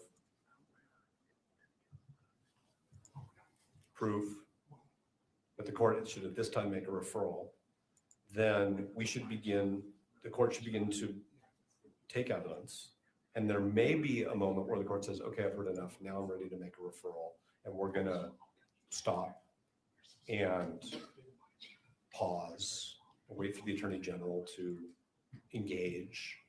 And then we'll have to see where that goes. But it may be that we have to finish the evidentiary hearing. But, and I think all of us can attempt to prioritize the portions of our examination so that the court can make that finding as early as possible. I'm just trying to avoid doing the hearing twice. I understand. Because right now, it's our view, the state is not being represented by the attorneys who should be representing it. And so if the state's going to come in later and say, well, we want to redo the evidentiary hearing because the state wasn't represented by the right parties, I mean, or by the right lawyers, that's something that we would want to avoid. We want to do this once out of a courtesy to the court and to a couple of the witnesses. No, I appreciate that. And can this be accomplished by proffer? I don't know what the witnesses are going to say because they've only given us very limited information. The state elected to give us information in their briefing, some of which is, like I said a few times now, is not sworn by affidavit or declaration. It's in the nature of argument. I mean, there are portions of Mr. Gray's brief, he signed it, where he makes many, many assertions of fact in the course of arguing the legal issues. And none of that is sworn. And I mean, I'm sure that, and I think, so I don't think there can be a proffer because I don't know what the proffer is. I know that I have a lot of questions about things that that the court was not told about in the briefing and the affidavits. So the answer respectfully is no, it can't be done by proffer. All right. And which witnesses are you intending to call today? And I understand you're saying you wish to just put on enough and focus on the key issues, but just if I were to grant, I'm just trying to understand the scope. Well, I think Mr. Gray is the first witness. The second witness. Your Honor, we may approach. Yes. Parties to the bench, please. Okay.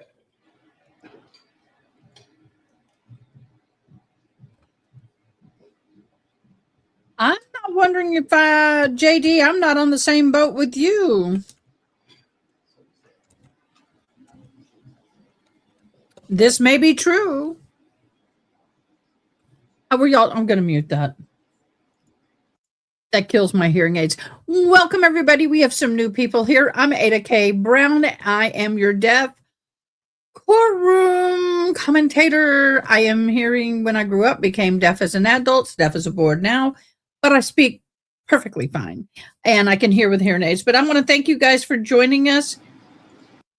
We have had a long day. We have been in the Uvalde school massacre trial with Adrian Gonzalez, and then we helped on over here with the Tyler Robinson hearing. Thank you so much for joining. I hope you come back. Don't forget to subscribe, please. Ashinata. And thank you to my mods for hanging in a little extra today. Actually, we're early. Usually it's 5, 6 o'clock before we end, so we're doing pretty good today. I was hoping I'd be able to make it to the post office because they close at 4:30, I think, 5. I don't know, 4 or 5. Thank you, counsel. In regards to the question, what witnesses do you anticipate calling? Mr. Gray, I'm going to get his title wrong, but Mr. Christensen is an investigator with the county attorney's office. The prosecutor, who we believe is conflicted off, and their offspring. All right. Any input from the state at this point? No. All right. I'm assuming the next portion that we need to address is your motion in regards to the hearing itself, the evidentiary hearing, whether it's closed or open. Correct. Is the court looking over my shoulder at No, I'm media looking at, counsel? no, at you. Okay. Sorry, there is someone behind you, but I was trying to look at you. That monitor's in the way, but I appreciate the clarification. When the county attorneys have informed us of this factual issue, and we told them that we thought that there was a disqualifying conflict, we had an agreement that we would file our motion privately, I think is the correct term, Sure. so that certain identities were protected. And that was at the request, and we've continued to accommodate that, and we have no problem with that. So we are not pushing for this hearing to be closed, but we totally understand why it's appropriate to do so. And it is, and Mr. McBride has verbalized this very well in conversations and in council. The record is going to be very, very muddy if we can't have examinations that use names and identities. It's just going to be super. 5 things people. I knew it was coming. Yeah, I knew it was coming, y'all. I'm so sorry. Can't help it. I don't know why all of a sudden there's commercials. I have a paid program and I'm paid up. Deference to the requests of the county attorney. All right. To the state. Given the extreme publicity and the issues that surround this case, we would ask that this portion of the hearing be closed. We've had communications with counsel for the media. We believe that they agree to that after taking a balancing test of the public's right to know and the right to an open proceeding and the privacy interests at issue. All right. One of my concerns that I have, and is there any other parties weighing in? I think there may be, Your Honor, both by Your Honor. WebEx and here in person. All right. Well, Your Honor, this is Jeff Hunt. Can you hear me? I sure can, Mr. Hunt. Thank you. Your Honor, thank you for the accommodation and courtesy to allow us to appear remotely. With me is my colleague, David Ryman. We represent the Deseret News, KSL, KUTV, and other news media. We would like to speak briefly to the closure issue, if that's okay. All right. I'll hear from you. We did meet and confer with counsel for the state and counsel for the defendant concerning closure. And counsel has explained that they believe it would be impossible to conduct this hearing or even portions of it in open court without causing prejudice to the privacy and personal safety interests of the family member witness involved. They've told us they believe it would not be feasible or practicable to approach this on a witness by witness basis or an issue by issue basis because they believe the names of the prosecutor and the family member would be used throughout the examination of witnesses. So we have no reason to doubt the statements and representations of counsel, and in reliance on those would not be objecting to closure of the evidentiary hearing on the disqualification and the referral issues unless the court has a different view and believes that we could parse this on a witness by witness or an issue by issue basis. That said, Your Honor, we understand that counsel for the state and the defendant have agreed to review a transcript of any evidentiary hearing and make limited and appropriate redactions so that a public version of the transcript could be released. And with that, there are just a couple other brief points I'd like to make. First, we think that this should be the rare exception to conducting these proceedings in open court.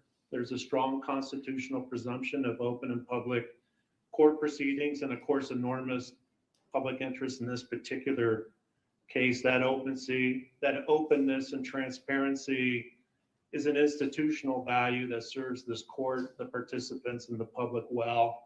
The facts and circumstances of this particular motion, given the fact that it concerns a family relationship of the prosecutor, makes it a very extraordinary and unique situation that we feel, given the representations made, can justify the closure.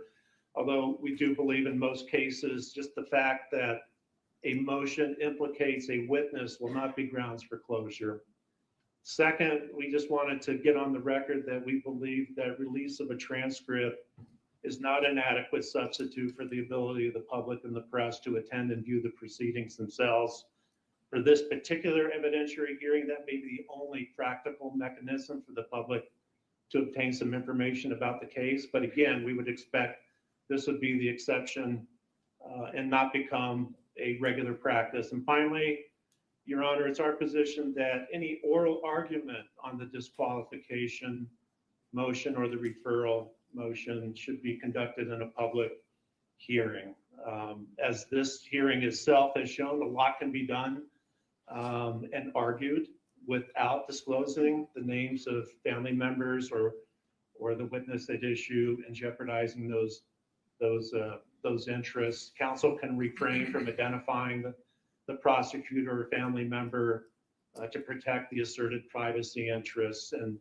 And we have experienced counsel. They can be mindful of that issue during oral argument, and it's not unduly burdensome for them to take those steps. And any burden would be greatly outweighed by the public interest in learning more about the motion and having at least an open argument. So we do believe that the argument, and I understand the argument will be made at a later date, not today, but that should be done in open court. That's all I have, Your Honor. Thank you, Mr. Hunt. Anything further from the parties? Your Honor, as to the oral argument, it is our request that it be closed, and the reason why is that we're not perfect. Names slip.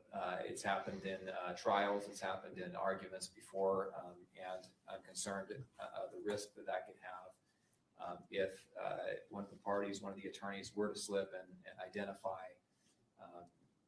those who ought to be protected. With that said, a fallback position could be not live streaming the event and requiring any redaction should an inadvertent. Oh no! No live streaming? Counsel, one of my biggest concerns is I have to make findings of fact that are very specific. I can't redact my findings when I issue an order. And I will have to cite to the relevant facts. And quite honestly, the name of the prosecutor is a relevant fact. I can't simply glaze over that and make an assertion. It's important because it relates to various factors that you may address and which has been brought up in briefing. And so this court is is going to deny the request to close the hearing as it relates to, and I will take this motion witness by witness. I understand that there may be a witness that this is applicable to, and the court will entertain that, but because this court has to make findings and has to cite to the facts, I need to be able to do that. And since I'm going to do that anyway, which I will, I'd rather address it in an open court. And again, I will entertain any motions, witness by witness, that are going to be called and be respectful of that. But going to Mr. McBride's point, you both have that duty. It's in regards to how you present, and if you're talking about a name that needs to be protected, that's on you on how you speak. I can't. It seems inappropriate to create a safeguard to prevent you from making a mistake on accidentally saying a name. That I don't believe that would be a proper reason to close the hearing just for that. And I understand the pressure, counsel. I know it's difficult, but I cannot accept that as reason to close the entire proceedings for the evidentiary hearing portion. But again, as the witnesses are called, I will entertain the motion whether to close the hearing per witness, and we will address it as we go. Mr. Novak. No. Yes, Your Honor. With that, how would we like to proceed? Well, first, is there any clarification needed on this court's ruling as we're proceeding into the evidentiary hearing? I just want to clarify. Are you going to entertain motions to close at the outset of every witness? Is that what I understand? If the motion is made, yes. Okay, thank you. May we have a moment? Yes. I don't like that they're trying to get it closed. I think that's crap. That's bull crap. We don't go there. That's not acceptable. Thank you, Judge. Thank you, Your Honor. Yeah, it is a very sad case. Let's roll. It's a very, very sad case. All the cases have been difficult. We've been dealing with this, and then the Uvalde school shooting police officer trial that we've been watching. I mean, it's just been grief-stricken all week, in all honesty.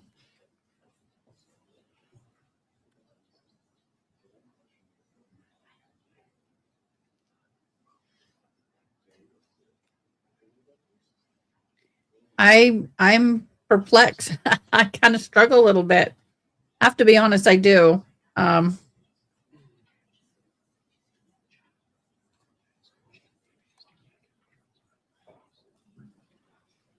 Just feel bad for everybody involved. Sometimes it's just nothing is going to make it better. And that is so sad. Nothing makes this better.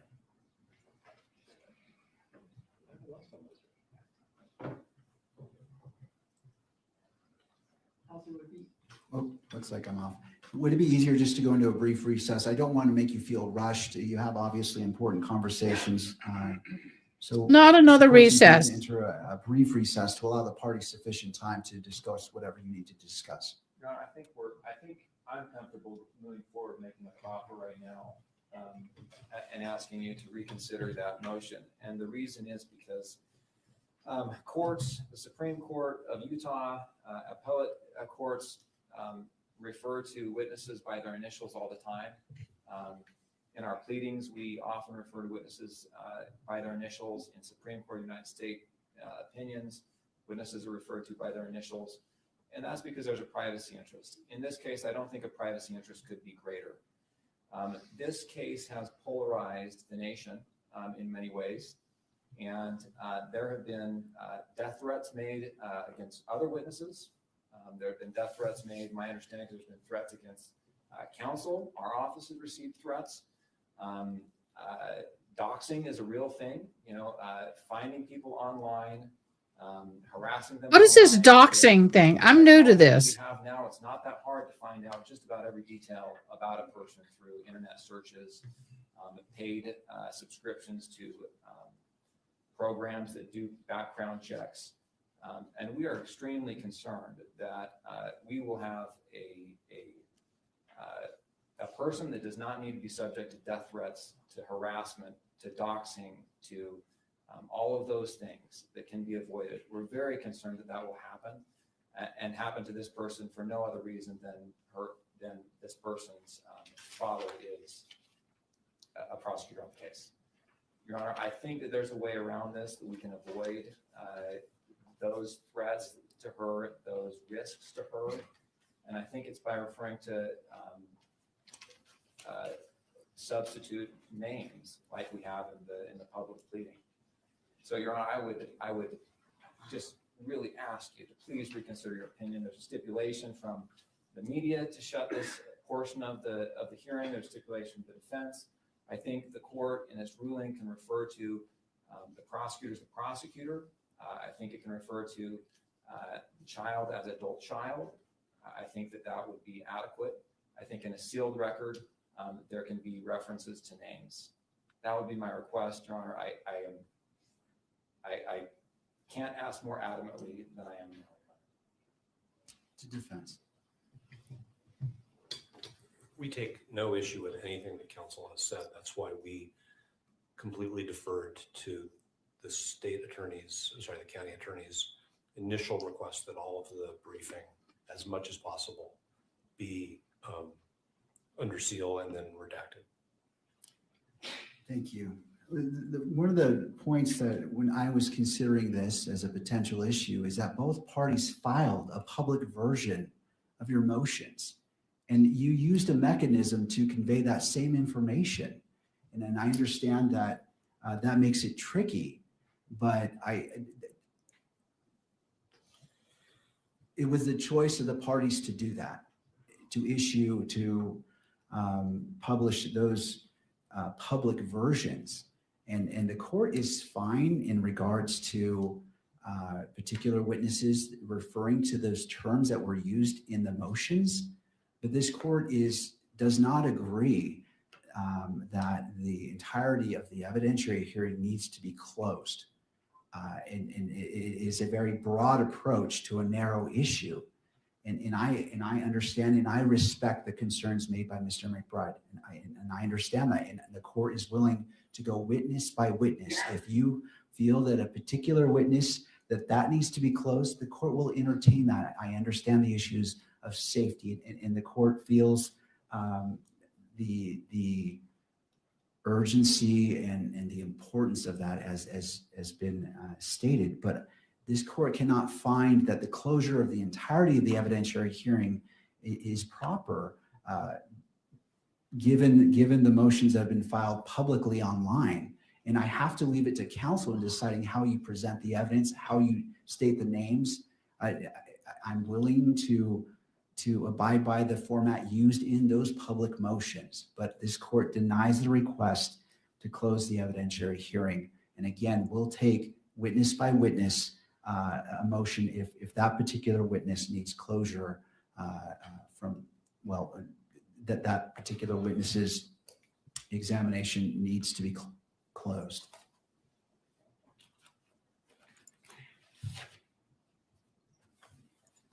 I mean, I understand doxing. I just don't understand why people would do that. I don't like that. I mean, it seems like we're digressing and when it comes to our online social media and our ability to do what's right. I mean, I don't care how mad I am at you. I don't care if I think you're the scum of the earth. I don't care if I think you deserve to be in jail and you should be kicked off of YouTube and you could be all kind of horrible people. I'm not going to dox you. I'm not going to put your private information out there because there are boundaries. And the fact that YouTube has gotten to be such a hating community and a doxing community just breaks my heart. Social media as a whole. Ready to begin the evidentiary hearing, we would call Jeffrey S. Gray as the first witness. All right. So if the court wants to take a little break, we can do that too. The courts can No breaks. forward. If parties need a break, I'm happy to give a break. I know we're switching gears here. Yeah, go ahead. No break. In fact, Just let's move go ahead on. and take a brief break. We need to relocate our court reporter, so this is a natural spot to take a break. will. All right. Absolutely.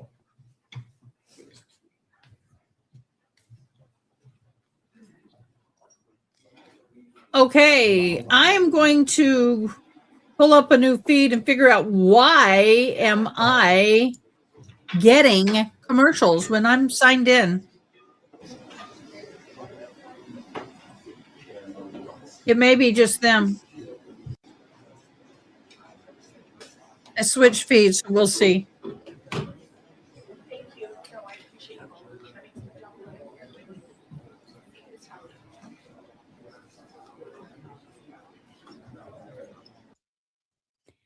I have a hard time looking at him. I get angry when I look at him. I get really angry when I look at him. I'm going to run to the mailbox real quick. I'm expecting a letter and I need to make sure it gets here. Everybody take a moment to stretch.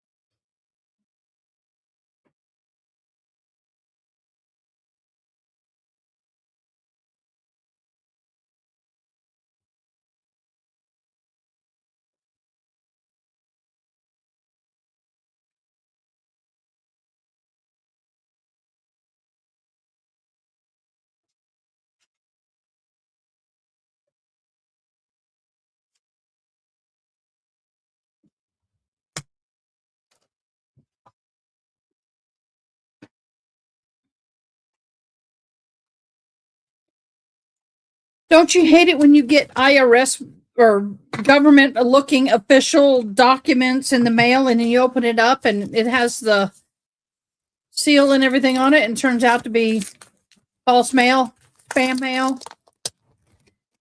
You're not alone. Hey, goof for you. Welcome, goof for you.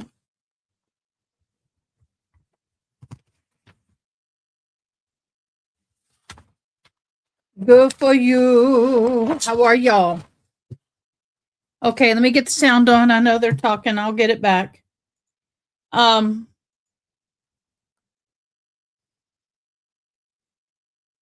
There's going to be witnesses, I guess. I have no idea. I'm along for the ride on this one, y'all. Testimony of other witnesses. All right, and to the state. May have me a lollipop. We agree. And at this time, would it be convenient to just take a brief recess? Yes, please. All right, it's 3:20. How about we come back at 3:30 and resume on the record?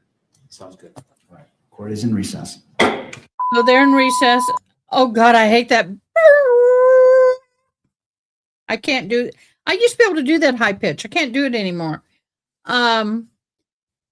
Paper spam. Yes, it pisses me off. I hate it. And do you know what's really bad? Is, everyone years ago was screaming about how horrible it is for the trees and we got to go paperless. And yet now we get more paper than we did before. Yep, there's going to be a witness called afterwards for an evidentiary hearing. Sorry, I was plugging in my mouse. I got a really long mouse cord now.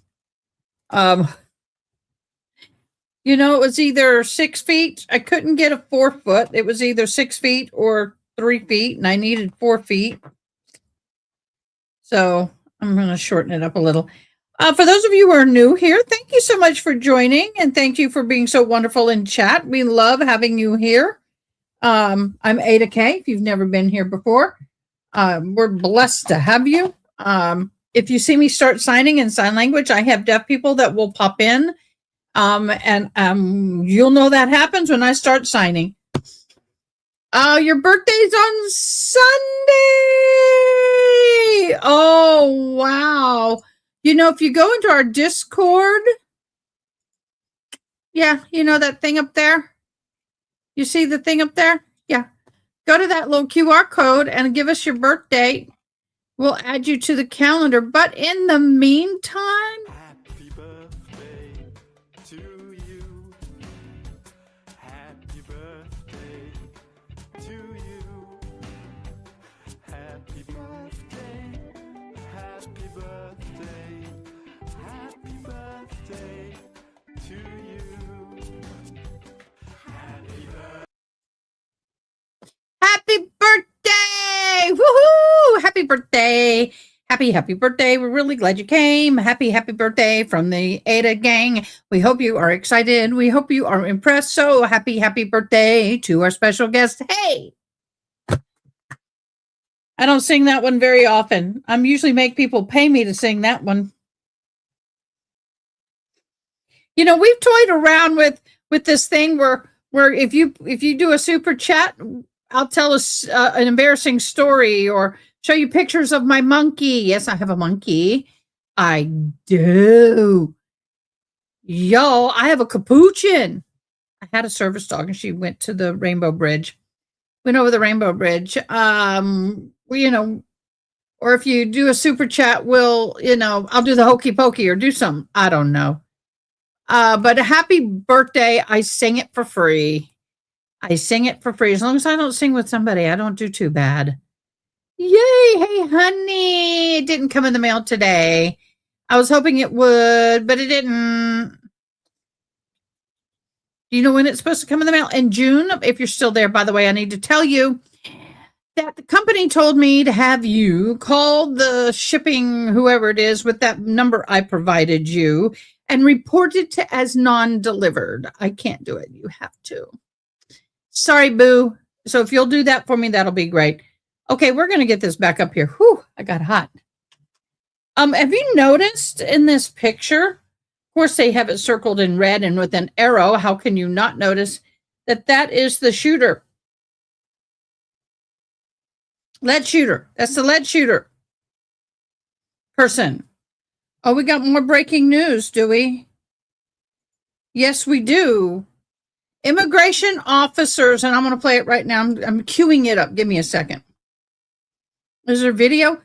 Officers and agents of Trump administration have released Minneapolis and nearby communities have turned to stopping U.S. citizens apparently at random, demanding identification and grilling them about citizenship. Residents who have recorded these encounters on video say the show me your papers encounters are showing up on social media and even prompted podcasters and other backer. Oh my gosh. One man, Mr. Garcia, said he was held for 6 hours on Monday in Columbia Heights, Minnesota, after encounter with the officers that he had told NBC that he began when he was leaning into his friend's car in an alleyway. Okay, so you're in an alleyway and you're leaning into a friend's car, so they automatically think something bad of you? Wow. Oh, Junior's in here. All right, I'll grab her later. They came off pretty aggressive and asked for my ID. I refused because I had nothing wrong. He said that he started a whistle around his neck, got angry and grabbed him. Oh my gosh, that is so horrible. Angela, can you try and get a hold of her? Pretty please. Reach out. I'm going to reach out, but see if you can too.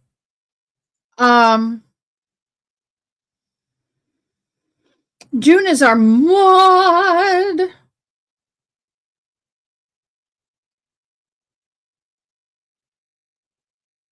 There she is.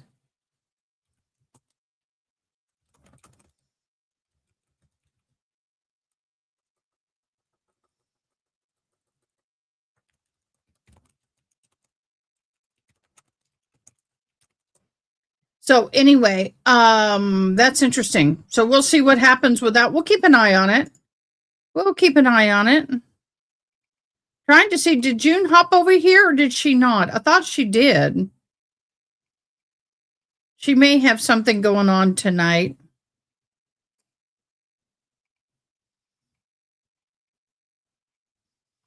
Yeah, I don't see her. Okay. So we are, like I said, we are waiting. Let me see if I can zoom. We are zoomed up.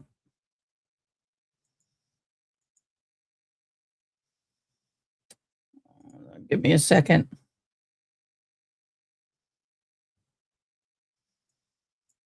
I'm moving my caption around. I'm sorry. Forgive me about that, guys. I do have captioning because I don't hear well and it disappears every once in a while. Ooh, please leave your DNA. You saw her earlier, Sarah. Oh, I guess she ran off. Probably had something to do.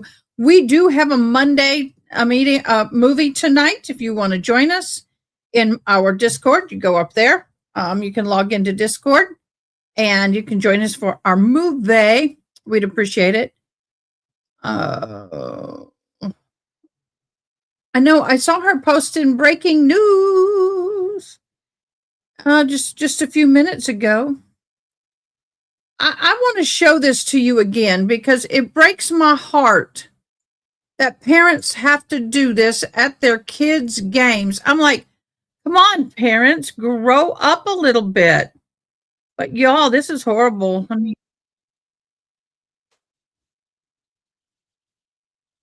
commercial.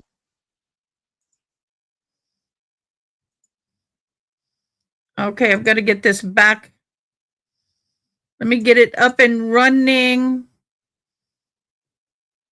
Share this instead. Watch this, y'all. I can't play the music. I don't want to get in trouble. Look at this woman. She walks up to the woman in red. That woman, they start going back and forth. Oh, honey, you didn't just say that to me at my son's game, Ma. Honey, I don't care. Oh, there it goes. There goes the fight. I'm like, really? I want to tase him. And then the men get involved. They didn't just separate them. Now the men start getting in a fight. It's a family brawl. So guess what? Oh, and here comes the lady in red. Come back on top of her. Lady in red. And here they are leaving.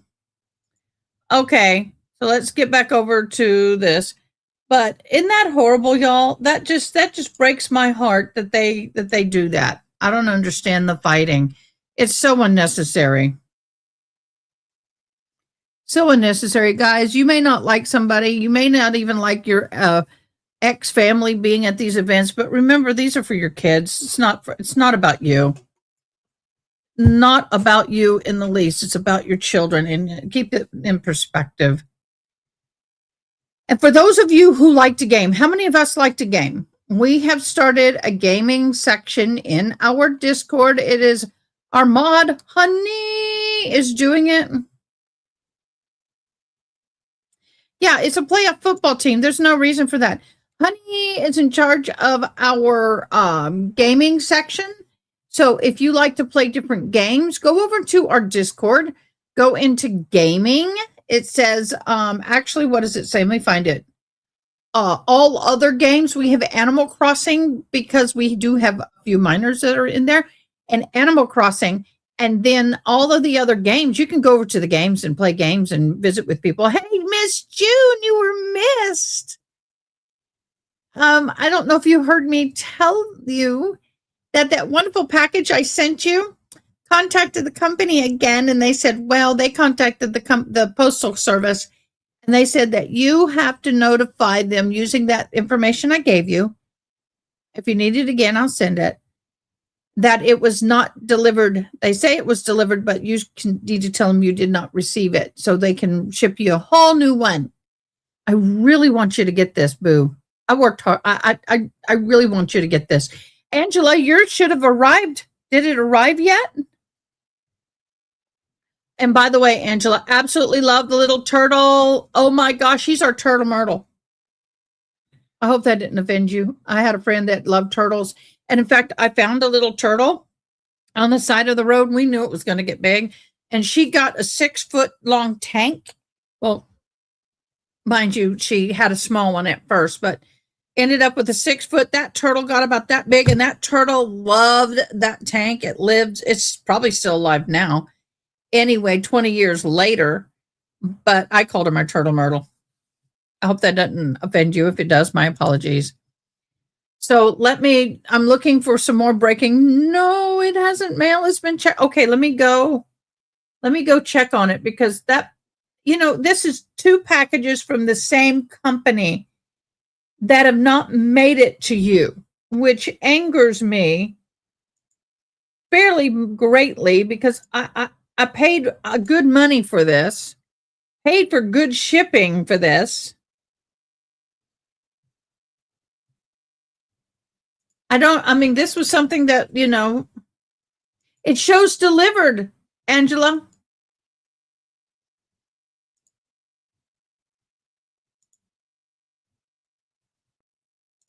I'm tracking it.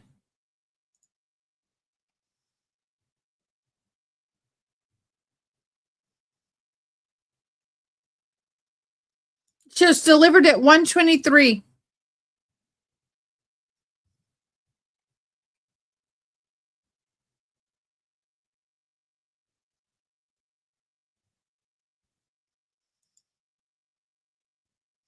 I'm going to go back here. Hold on, June. Yeah, it shows it was delivered at 1:23, babe. This is going to make me mad if it actually wasn't delivered. This is 2 packages.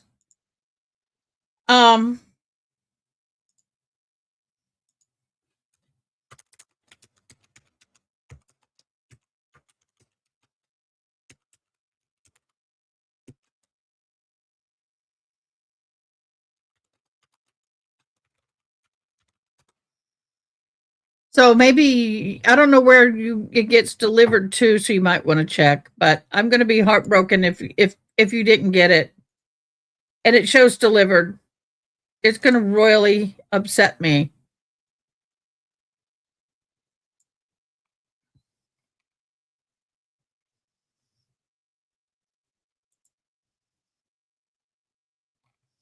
It wants feedback. I ain't giving feedback.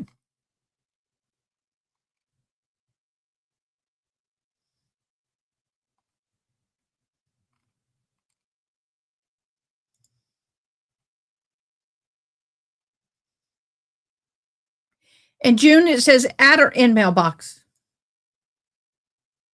Oh, that's okay. Yeah, June, just go ahead and resend it. We'll have to go do that.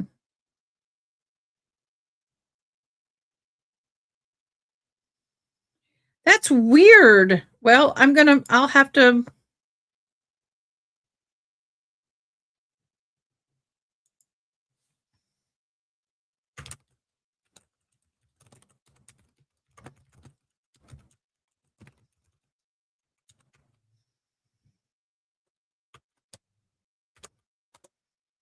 Resend what? No. I'm talking about I want the company to resend it. Y'all, we're waiting for court to begin. They're taking a small break. They were supposed to be back 8 minutes ago.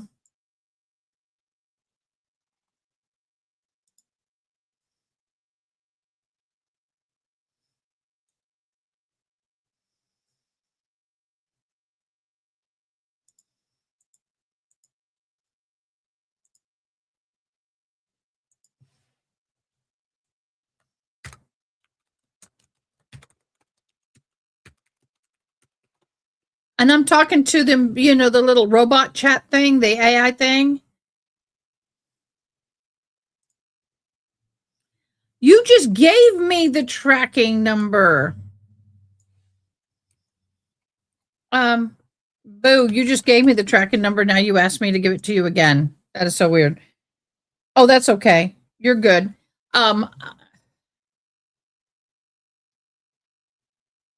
It keeps, let me share this with you guys. This is incredibly bad. Look what it keeps doing. So I said, I'm sorry about this, but I don't understand what you want. I said, she didn't get it. Here's a tracking number. It shows it was delivered. And then I said, no, it was not. I gave the tracking number again. It says, according to this, it was delivered. I'm all like, boo, we pay a ton of money for shipping and that's the crap we get.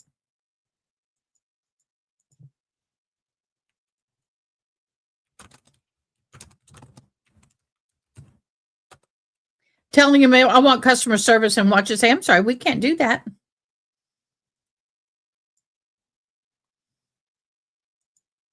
I'm sorry, still learning, and I didn't understand what you said. Would you try again differently?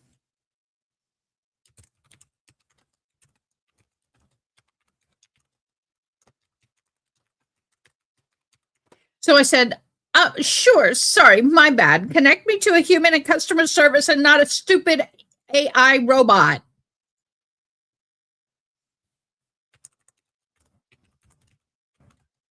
It won't connect you to customer service.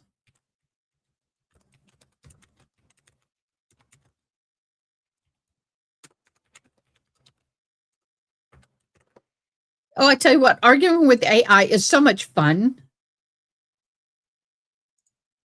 And then it says, country, America. Hello. Again, I'm sorry, I do not know. It's still telling me the same thing.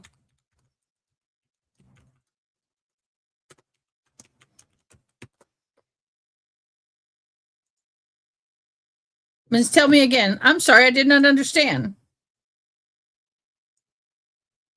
So anyway, I'll have to deal with this later, but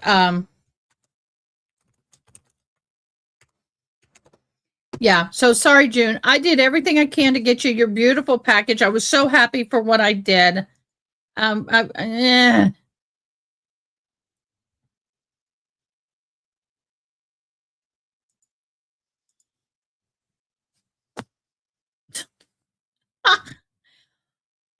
Oh, there we go. I'll have to give him a call. I finally got some number, y'all. That's good. So now I can call him later. Yay. See what persistence does. You know, sometimes we really just want to get mad at things and throw things and have a fit. Doesn't always help. I'm working on that. I am working on that, y'all. Okay, so right now, just let me catch everybody up. They're getting ready to do an evidentiary hearing on this trial, on this case.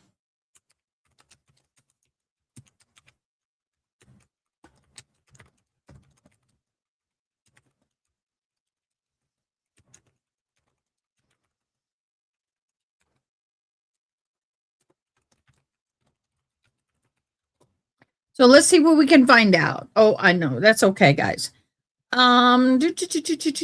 Okay, so they're doing an evidentiary hearing today in this trial, in the Tyler Robinson case.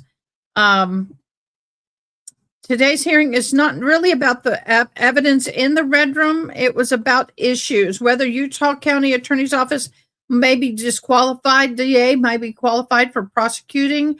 And then the prosecutor in this case has an 18-year-old child who was present at the event where Charlie Kirk was. No, stop it. No, stop it. Okay. We're sorry. Charlie Kirk was unalived. Okay. The defense is arguing emotional bias, a threat due to process, and a reason the entire prosecution should be removed. The prosecution's arguing an adult child was only in the audience, not a victim.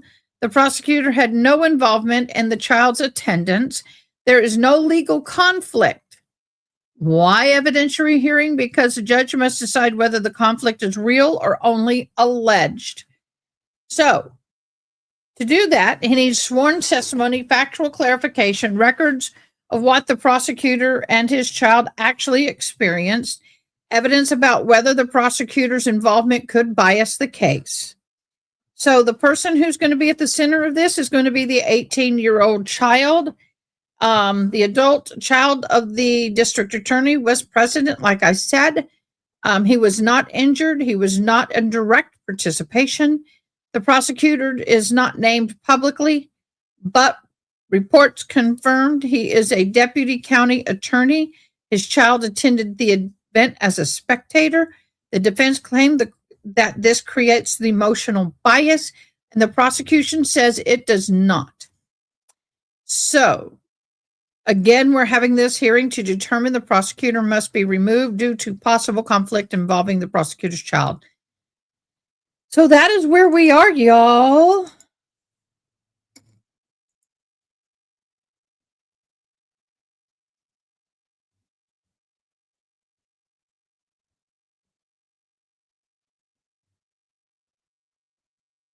Sounds like a good idea, Miss Angela. That may be what happened. So good idea. All right, that sounds fair. I don't know if June has June. Do you have like those bigger mailboxes? I forgot this tilted. Some apartments have the really small mailboxes, letter size, and then you have to get the key to go into the bigger box to get your package. Could your package be in a bigger box and you didn't get a key, Miss June? That have happened? I hope. I hope.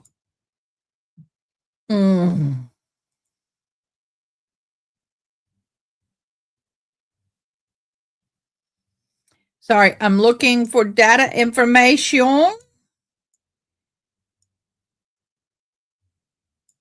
So I'm going to try to catch us up on what we know about this kid. June, while you were gone, I did talk about the police making people show their cards to make sure that they're legals. I did go over that.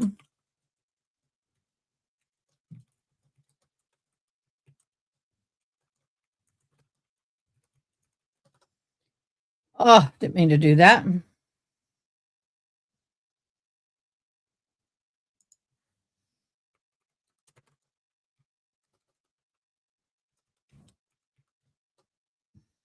Okay, let me see what background I have on him. Thanks to our fabulous mods in our Discord, and as the gavel drops, and who's the other one? Seeking Justice, we have fabulous documents, and we are able to give you a little bit of information and breakdown of all of this, and I do take notes digitally. Okay, so the personal life of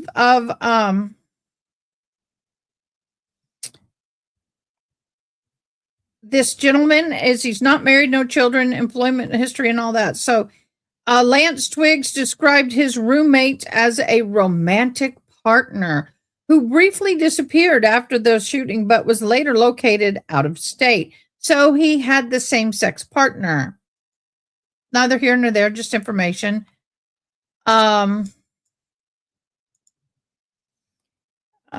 We got court. Let me turn it back on. Yahoo! Let me turn it back on. Where did it go? Where did it go? Where did it go? It's reviewed in that. Well, when they start, they don't give any heads up. They're just boom, we're on. There we go. I understand there may be an issue. There is, Your Honor. Michael Burt for Mr. Robinson. We filed today a motion to be heard in the future about excluding cameras in the courtroom. And one of the issues that's reviewed in that motion, which of course the court hasn't had a chance to look at it yet, is the cameraman's repeated violation of the portion of the decorum order, which requires that the camera not focus in on Mr. Robinson's lips to allow a lip reader to translate confidential communications between counsel and Mr. Robinson.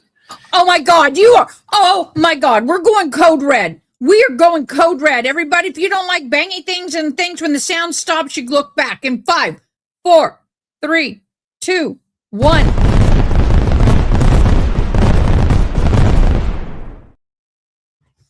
I call BS because let me tell you why. I'm deaf as a board. I can lip read. I know sign language. And not one time has that camera had a face view where you could lip read that man, because if so, I would have done it. And why am I signing? Because I'm pissed. That's so much bull crap.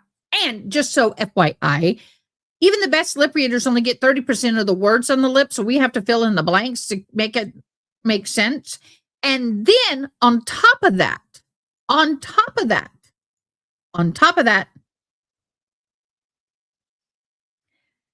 you have to have a good face. You got to have a good front.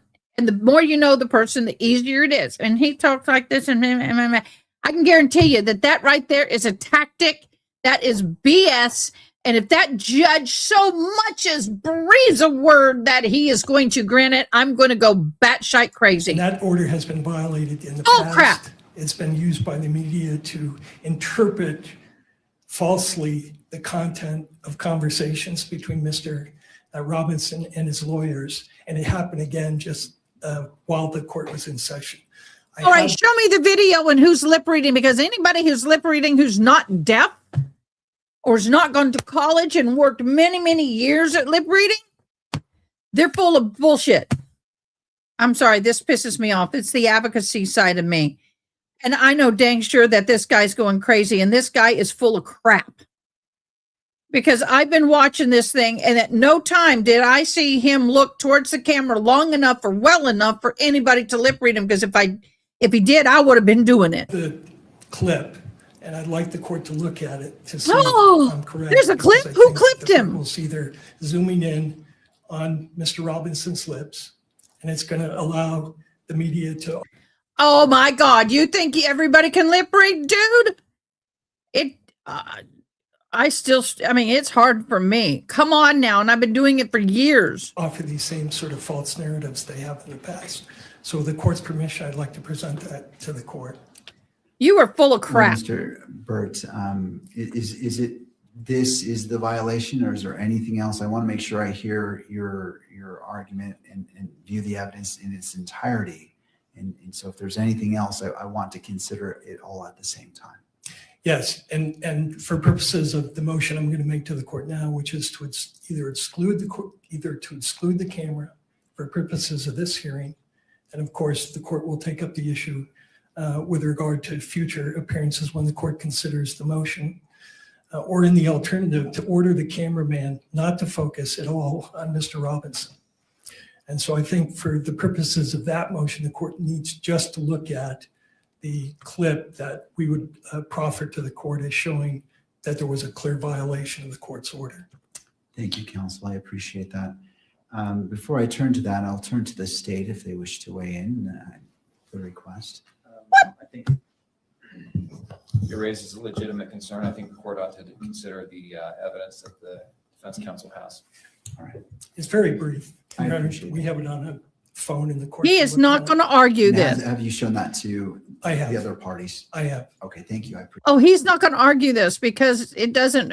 He probably is not arguing it because it's probably a Nuttenburger. Oh my God, we're using our stuff, y'all.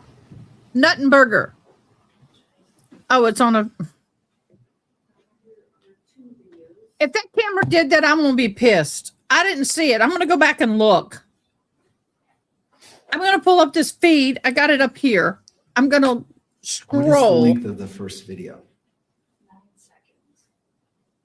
90 seconds. And do you want the benefit of the record to articulate what this first clip shows? You know, I think the clip shows that the camera is zooming in the first clip on Mr. Robinson's lips as he is trying to communicate with me sitting next to him. Everyone's like, brrr. Let's look for that. If I may reapproach with the second video here. Yes. This one is 5 seconds.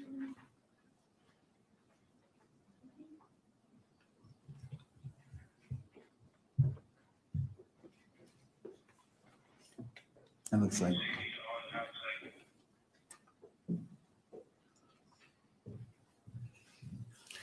And Your Honor, the second video is a clip from a court TV posting. I'm scrolling. Showing Mr. Robinson's lips moving as he's attempting to speak to Ms. Nestor. Oh, but she's all whispering. His And, Your Honor, lips one aren't last thing I'd moving. like to add, if I could, which is I think the court very correctly and very cautiously admonished the cameraman about your December 23rd order before this hearing began. And he Oh, said he this has been a understood the problem. order And I think the order is very clear as to this lip reader provision. And Okay, I want to explain something to y'all. This I do know for a fact that on these hearings, these are not actual court TV full cameramen. They subcontract to camera videographers in that area, and then they just use their feed and put their logo up and all that. They are not actual court TV cameramen. Now, on some of the larger trials, like the Karen Reed and some of these other trials, it is, and they are the actual cameraman. But I'm scrolling through here right now looking to see if I can find. I did find a video where she was leaning into him and she was whispering to him, but he didn't respond back to her. So I'm trying to find it while we're live. I can elaborate further why it's damaging, but I think it's obvious to the court if the media is allowed to interpret the conversations between counsel. Oh, please. and his Nobody's lawyer, that it good, creates except for all a few sorts of deaf problems people. In terms of Mr. Robinson's right to a fair trial. Oh, bullshit. Thank you. You're trying hard, dude. You're earning your Just money, one that's for more sure. question. I apologize. Just for the benefit of the record, from your position, citing to the standing decorum order, the violation itself, so we can connect it all from your arguments. Yes, Your Honor, I forget the paragraph, but there is a paragraph in the court's latest December 23rd decorum order. It's I think paragraph 48. 48. And it's been a feature of every decorum order. I think we're on the third one. But from the start, the court has I'm prohibited scrolling. zoom-ins to allow lip readers to interpret what's being said between counsel and Oh, that's bull and the, crap. defendant. You're not that important, dude. And finally, I think you led with this in regards to the sanctions being requested. You cited to the court sanctions, and then there was a second one referring to, and I want to make sure I wrote it down right, because Sure. Something along the lines of not showing Mr. Robinson at all. I want to make sure I understood that request. Sure. The request was either to exclude the cameras for purposes of this hearing in its entirety because of the violation and because we can't be assured that the cameraman's going to comply with the court's order. The second request is if the court is not going to exclude the cameras, then it should, at the very least, order the cameraman not to shoot any footage of Mr. Robinson, that the camera should be focused on the court and the witnesses if the court permits that, but it should not be zooming in on Mr. Robinson. His demeanor, his conversations with his lawyers have nothing to do with the newsworthiness of this case. Oh, yeah, it does. What it's allowing is very prejudicial information to be leaked to the public through these lip readers and body language interpreters. Oh, And give me a it's break. Creating massive prejudicial publicity for us. So that's the request. Thank you, Mr. Burt. Thank you.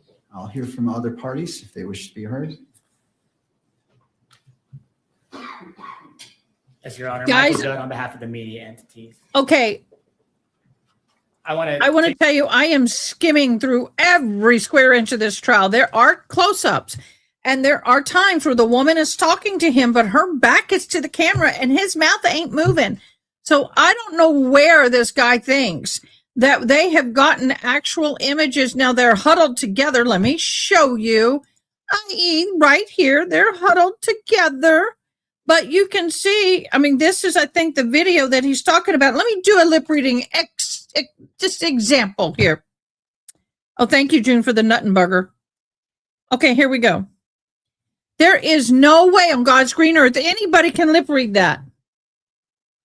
It's too blurry. His lips are down. It's not very clear. We cannot tell what he's saying. Nobody can tell what that guy is saying. I don't care if you're a lip reader in the FBI. You are not going to be able to get that. This kind of lip reading doesn't work, people. It doesn't work. And that's his. Okay, that's the clip he's upset about with him talking. But when you do this, you can't lip read it. If I am up like this and I'm talking directly to you and I'm not talking real fast or super slow, you can lip read. But in this situation, there's nothing there that is lip readable. And guess what? They're showing the video. Here, let me pause this and get back over here. Okay, we're going to keep playing. And what they're talking about, is from the side. You can't lip read from the side, and you can't lip read a man whose mouth is impeded by another man's nose. Oh, look, I'm an interpreter and deaf support specialist, and I lip read. And I know some people may get upset with me, but I don't care. That I understand This is that crap. it does say no visual recording is permitted of a person's lips so as to be decipherable by a lip reader during conferences You involving can't. counsel at counsel tables or bench conferences with the judge. The zoom in language that you have heard referred to previously doesn't fall in that sentence.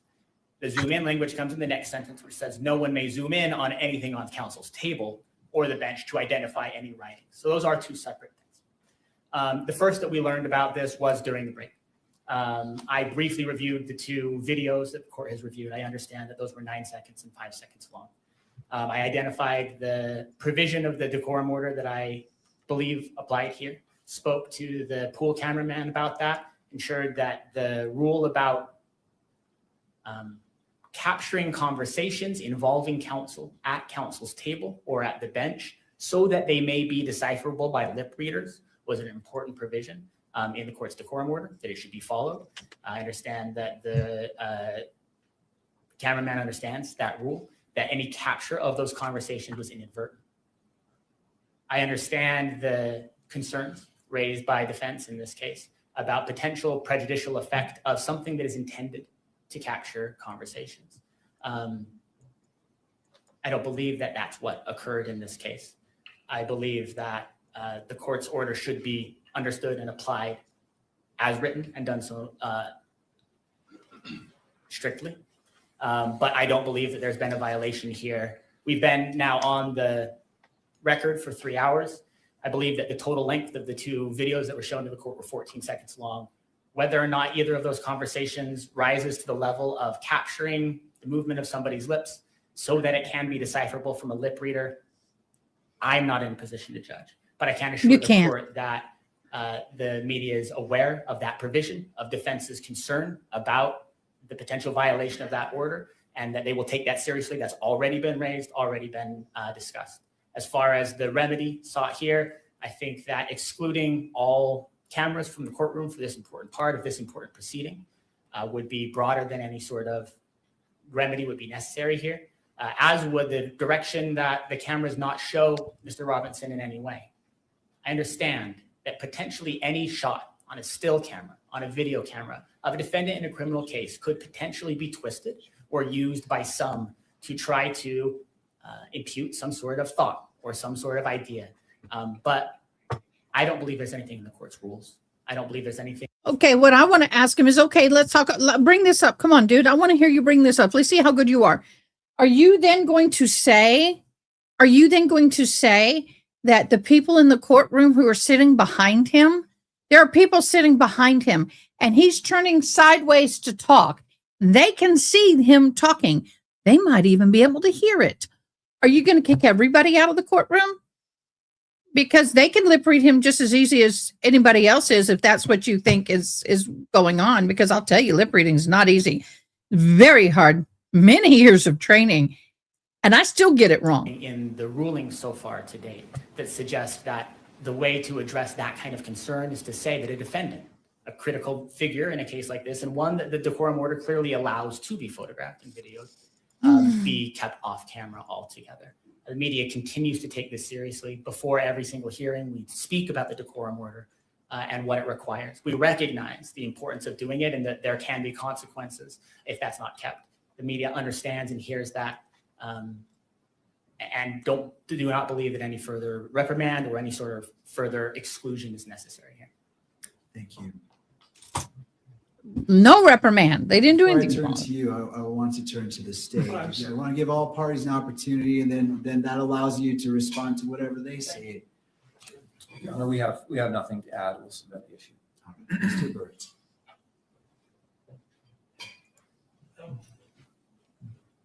Judge, the problem with that explanation, that's the same thing they said last time on December 11th. And on December 11th, there was a same violation. lip reader.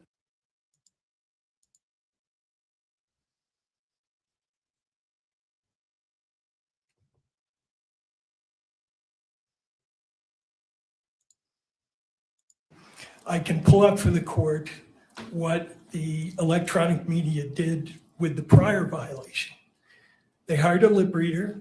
The lip reader purported to derive a confession from the incident, and they posted that. It's still up there. So it's great that they apologize, but once this kind of damage is done, it is irreparable. And we can't continuously have violations where the media gets up and does this mea culpa, and they just continue to do the same thing. And I point out to the court, this is the same pattern that happened in the Kohlberger case that's discussed in the motion we filed today.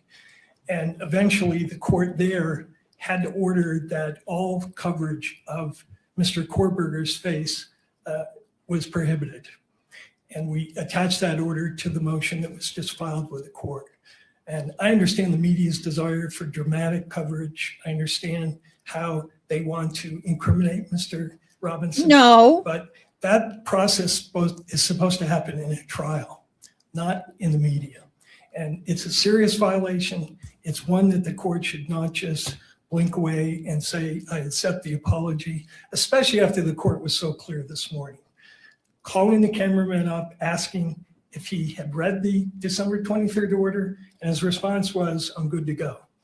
Meaning he had read it, and presumably he read that provision about zooming in on the lips.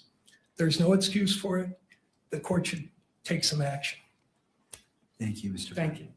Anything further from any of the parties before this court makes a ruling on this issue that's before it? No. I just want to make one note, Your Honor.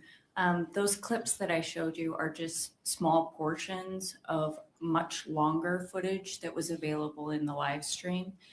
That was just what we needed to compartmentalize to get it to Your Honor, but it was a much more extensive period of time. All right.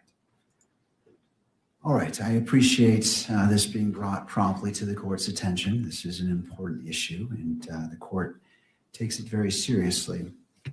As it relates to today, well, first, I did put on the record very clearly that there would be potential consequences for any violation of the court's December 23rd, 2025 standing decorum order.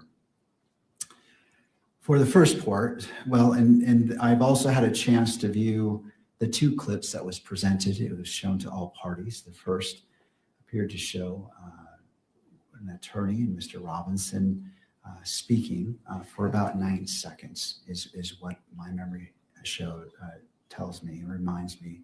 The second clip was for about 5 seconds. I believe it was from a slightly different angle, but it also captured that. And in both instances, I could see Mr. Robinson's lips moving. And I don't remember about the second clip, but I believe in the first clip, it also showed counsel's lips moving, but notwithstanding, that was in place. I also refer to a statement made by the counsel for the news media, and going to, it is paragraph 48, and I will read it in its entirety. No audio recording is permitted of the conference involving counsel at counsel's tables or during bench conferences with the judge. No visual recording is permitted of a person's lips so as to be decipherable by a lip reader during conferences involving counsel at counsel's table or bench conferences with the judge. No one may zoom in on anything on counsel's tables or the bench to identify any writings. Now, in regards to the zooming, I know there was a representation, and it's easy to, as you're reading, to kind of combine it, but I'm not finding that zooming in relates to the lip reader portion, but that's not material. I do find that, and I'm not a lip reader, so I don't know what the standard is for lip reading, but I do know that 9 seconds in that first clip, one could see his lips moving, and it is a significant time for, as it relates to this particular issue. It wasn't a passing shot. It was focused on these two persons, And so I find that the decorum order, as it relates to paragraph 48, as it relates to no visual recording is permitted of a person's lips so as to be decipherable by a lip reader, I find that that has been violated. In regards to the second clip, 5 seconds, where it shows Mr. Robinson and I believe one of counsel, that I was able to view Mr. Robinson's lips moving. It wasn't a passing shot that it just so happened to capture. It was focused on them. I find that that is a violation of paragraph 48 as it relates to no visual recording is permitted of a person's lips so as to be decipherable by a lip reader. Turning to the next section, finding that the violations have been shown as the court has reviewed the purported evidence of these 2 violations, I turn to the sanctions. Previously, I stated that under Utah Code Section 78B-6-310, if the court finds a person guilty of contempt, the court may impose a fine of up to $1,000, order incarceration in the county jail for up to 30 days, or both. I find that applying this sanction would be disproportionate to what the conduct was in those 2 clips. And the court notes that it is the court's discretion on whether to apply it or not. I find that the court will not issue this sanction. In addition, the other sanctions the court stated earlier today, in addition, the court may impose the following remedial measures if warranted. Immediate suspension of video transmission of the hearing, with proceedings continue only on an audio-only basis for this proceeding where the violation occurred, and disqualification, if necessary and narrowly tailored, of the news organization that filed the request in order for the electronic media coverage of the court proceedings for the hearing in which the violation occurred from providing pool camera operator services in this matter, where the court determines such a measure is required to ensure compliance with the standing decorum order and protect the rights of the parties. The court also stated that before making a decision, it would allow counsel to make argument or statements, in which the court has done, and that the court's actions are not intended to have a chilling effect on the open and transparent courts or on responsible news gathering, and that the court is fully committed to the presumption of open proceedings under the applicable rules.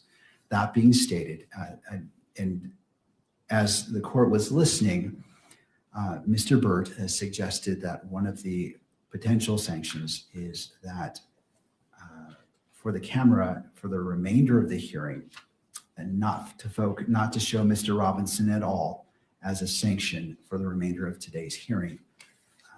And so the court, I bet he goes with that as well. This court does not wish to make a disproportionate decision on the actions, and it does note and it does not minimize the violation. Therefore, this court will take up the suggestion by Mr. Burt that during the remainder of this hearing, that the camera shall not photograph Mr. Robinson at all, and that will be the sanction of this court. I will allow the pool camera operator to reposition the camera to adhere to that. Well, first, sir, I'm going to ask you to come forward because I want to make sure that's even a possibility. And again, I don't mean to put you on the spot. I'm simply, I don't want to set anyone up for failure. I don't want to make an order, and if it's not possible, then further sanctions could apply. And I recognize that it wasn't your anticipation to be on your own camera, but as it relates to not showing shots of Mr. Robinson for the remainder of this hearing, what are your thoughts? I can do that. From where I'm positioned now, I can shoot this lectern, I can shoot the bench, and I can avoid the attorney tables altogether if that is what is desired. All right. Do you need to do any repositioning of the camera to accomplish that? And I'm willing to give you that time to accommodate that. I just, again, I don't want to set you up for failure given what's happened. And so what are your thoughts? No, I think the position I'm in, I am okay to avoid the attorney tables at this point and just shoot, this forward part of the courtroom. All right. Thank you. Thank you, sir. All right. Turning to the parties, any clarification needed about the order of this court and the sanction that is imposed? Your Honor, I only have one. It sounds like this issue is specific to video coverage and that the order not to take any imagery of Mr. Robinson would not apply, for example, to the still photographers. Do I have that correct? Well, I'll hear from the parties before I offer that clarification. Do you wish to weigh in on that issue?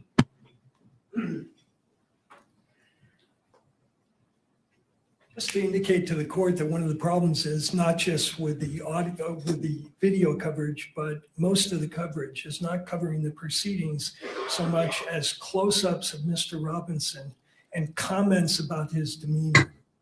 So if they catch him in a moment speaking.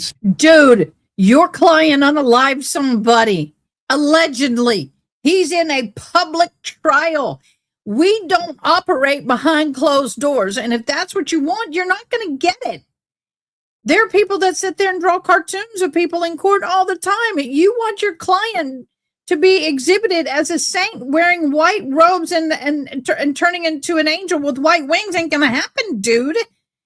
People sitting in court, you can block out all the cameras you want, and people are going to come out of that courtroom and they're going to talk about his behavior and his demeanor. You cannot shut up the public. You want to shut the public out is what he wants, in my humble opinion. Yes, I'm agitated. All right, June. All right, Miss Angela, I'll get under control. But this infuriates me. He is working this to an integrate. Nothing's good enough. He got what he wanted. He got a sanction. Now he wants to take it even further. Civilly to his attorneys, and he happens to smile. That then is twisted into evidence that he's some sort of a remorseless killer. So that applies to the still photography as much as what's going on with the video. So we'd ask the court not to permit still photography, at least for purposes of today. And I think after the court sees the motion, we'd be in a position to talk about the future. But I think for now, that's our request. Thank you, Mr. Burt. Thank you. Nothing further, Your Honor. And any other input? All right. I'm tired. I'm sorry, guys. This court narrowly tailors its decision as to the violation. And the violation comes from the camera, the pool camera providing live feed. It doesn't come from the photographer. The photographer is the still, I don't know what the exact term is in this moment, it is eluding me, but the person who is operating the camera to take still shots is under the same requirements for. I forgot about that one. Yes. Yes, I'm going to show you this. This is what they're trying to stop us from seeing. Are you ready? Let me show you. They are upset because this was shown. Are you ready? Here we go. That. They don't want those kind of shots being shown. And that is a still shot. Hello? You're in a public courtroom, boo. You're going to have to deal with this. It just angers me that this guy is so focused. I want to defend your client, dude. Defend your client, okay? Defend your client. You're not defending your client. You're arguing everything else. Defend your client. Is he guilty? Is he not guilty? When are you going to sit there and arraign him? When is he going to do his plea? Give us court stuff. Don't give us this drama crap. I am not going to.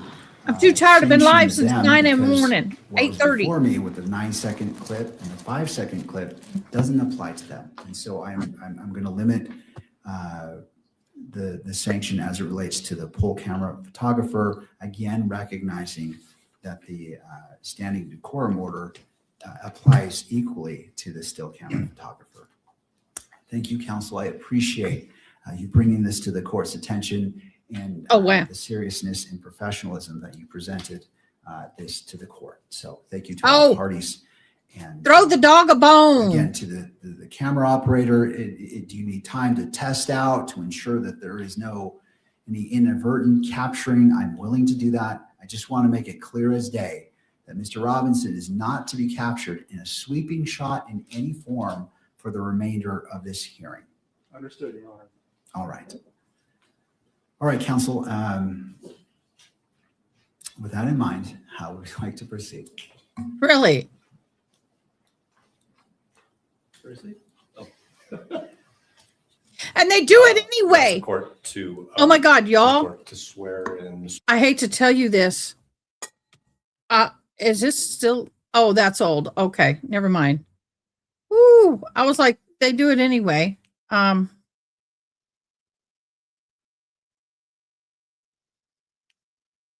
Okay.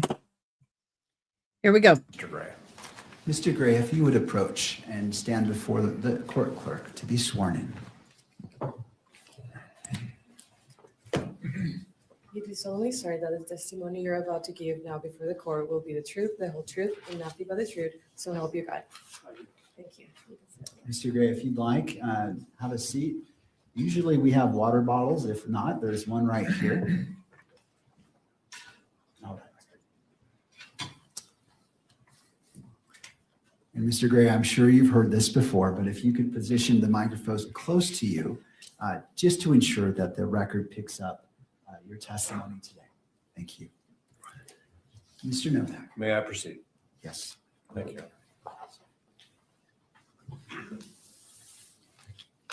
Mr. Gray, how long have you been associated with the Utah County State Attorney's Office? 3 years.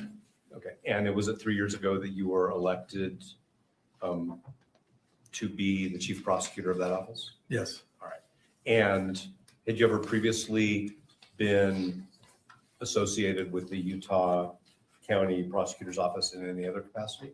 I've defended on criminal appeals. I was a criminal appeals attorney for the state of Utah for 23 years. So I represented the state of Utah on those criminal appeals, which would include Utah County.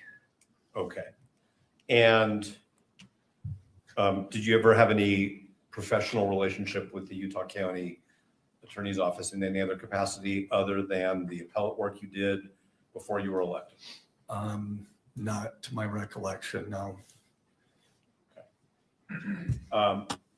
Because we're in an open session and based on some of the guidance from the court, I'm going to ask you questions. Well, let me back up. How many prosecutors are in your office right now?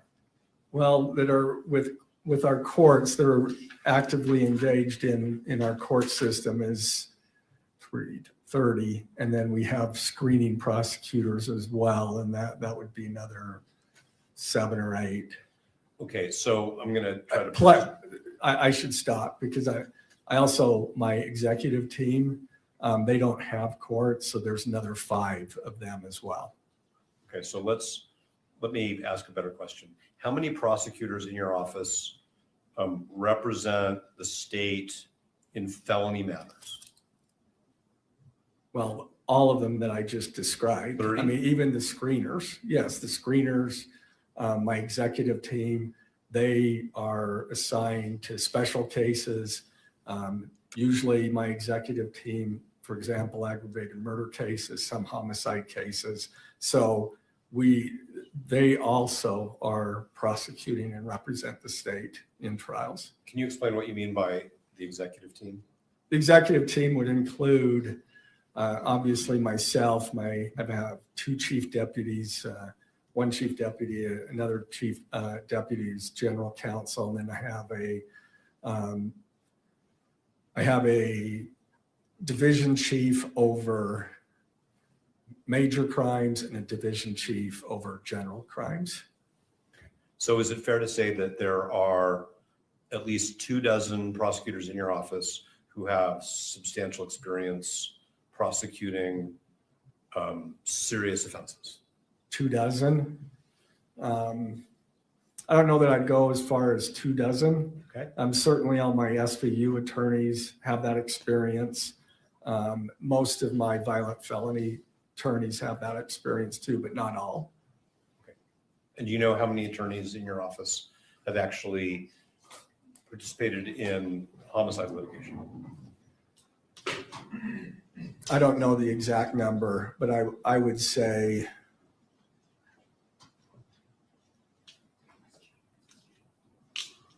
maybe 15. Okay. But I guess I should clarify, not all of them have the experience in aggravated murder cases. And that's why we specially assign those attorneys. Understood. And how many do you believe have experience in aggravated homicide cases?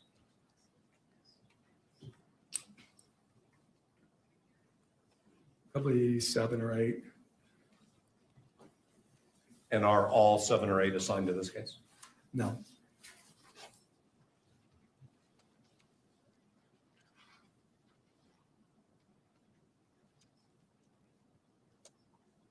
Are the 5 other than you who are assigned to this case experienced in aggravated felony cases?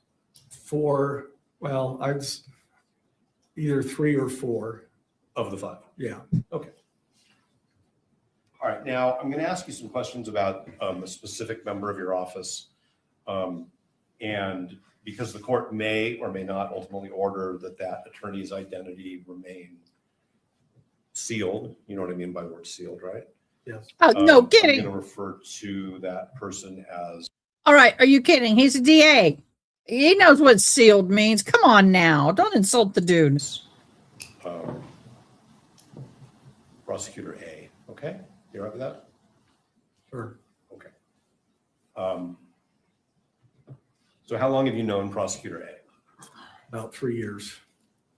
In your work as appellate counsel for the state, did you have any contact with Prosecutor A? I may have. I don't recall. We generally send something out to, when we get an appeal, we generally send the AG's office, we send something out to the prosecutor, ask them to fill out anything that we should know. More often than not, they never send us anything. And because it's an appeal, I mean, we're bound by the record. So there's not usually an occasion, but sometimes there is. But I couldn't say for sure that I've never talked. I certainly don't remember ever talking to him, though I could have. Okay. Is Prosecutor A a member of your executive team? Yes. Okay. And did you select Prosecutor A to be a member of your executive team? Yes. And that was at the beginning of your Yes. tenure as the Utah County Attorney? Yes. All right. And so you've had close working contact with Prosecutor A, who's a member of your executive team for the past 3 years? Yes. And that, unless you're out of the office traveling or on vacation, that's basically every work day of the month, correct? Yes. All right. And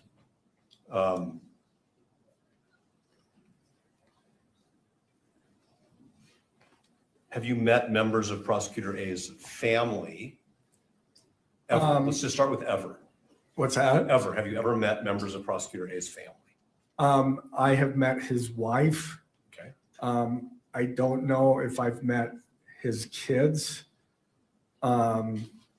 I may have in passing, but I don't really. If I did, it was like at a function, they say, "This is my family," and introduce me, but I don't remember. Have you socialized with Prosecutor A and his wife? I think we went out to dinner once after a conference in St. George with some other prosecutors and their wives. Okay. Have you ever been to Prosecutor A's home? No. Has Prosecutor A ever been to your home? No.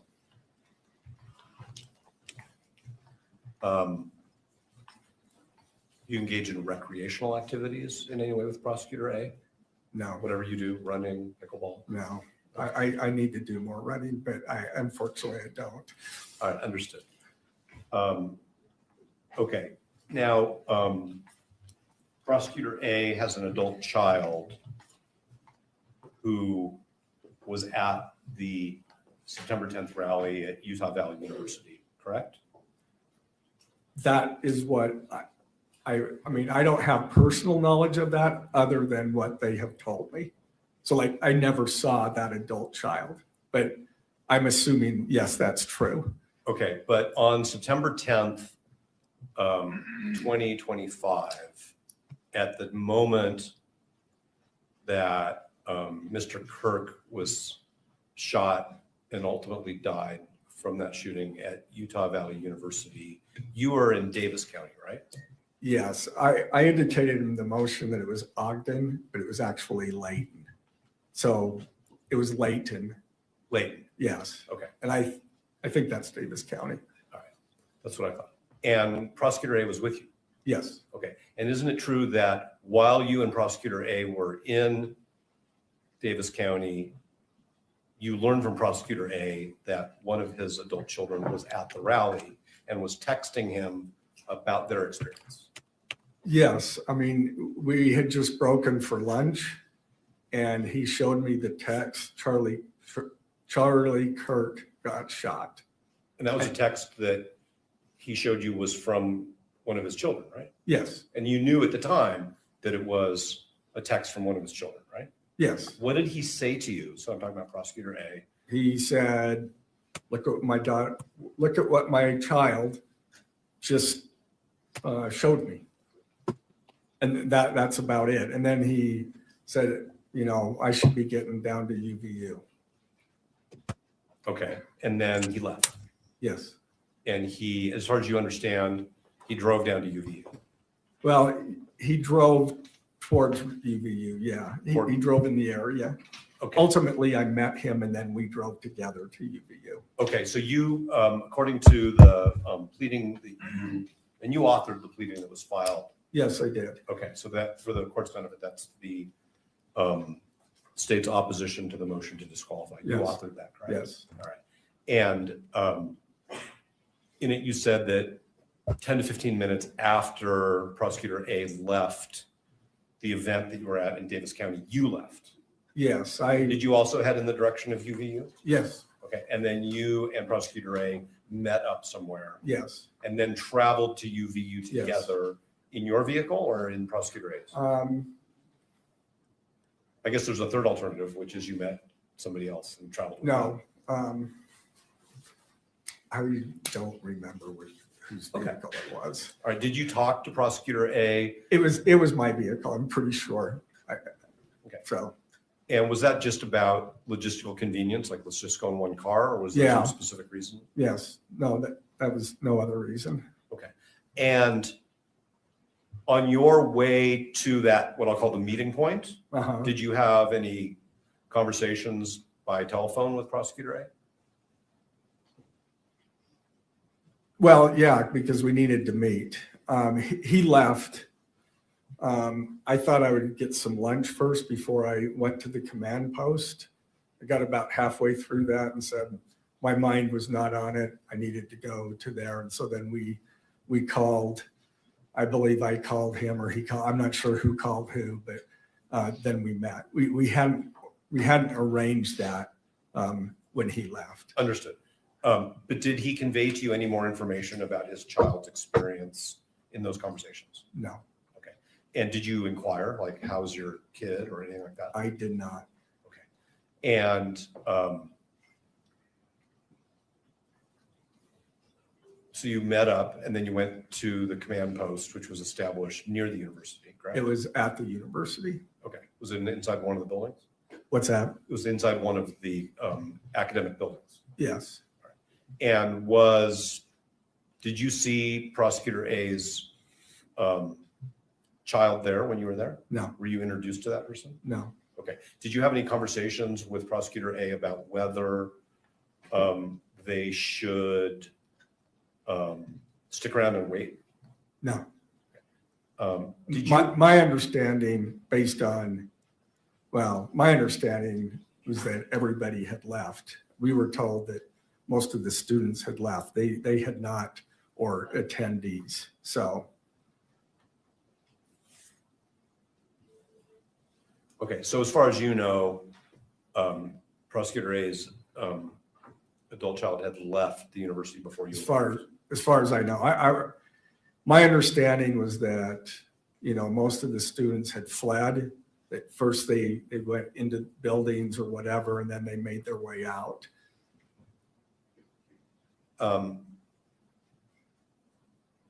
You are aware, I'm sorry, that's not a question. Give me a second, Your Honor, if you would. You didn't even ask it yet. How can it be dumb?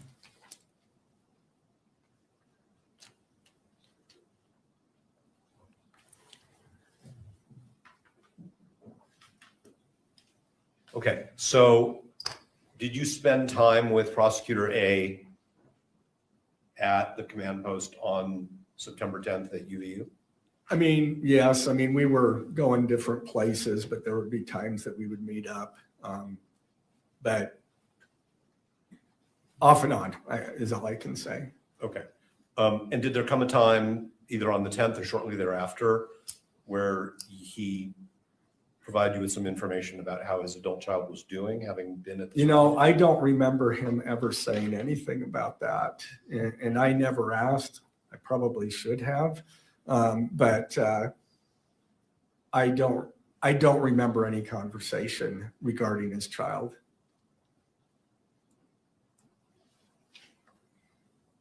Was there anybody else at the rally who you are friends with, or is a relative of yours, or a close coworker that you're aware of?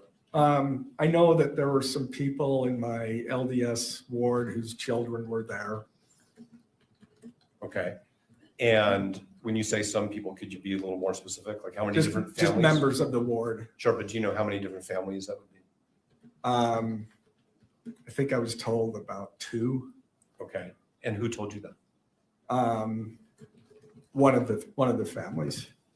Okay, so one of the families in your ward informed you that one of their own children had been there, and then another one had been there? And then somebody else from the ward had been there. I see.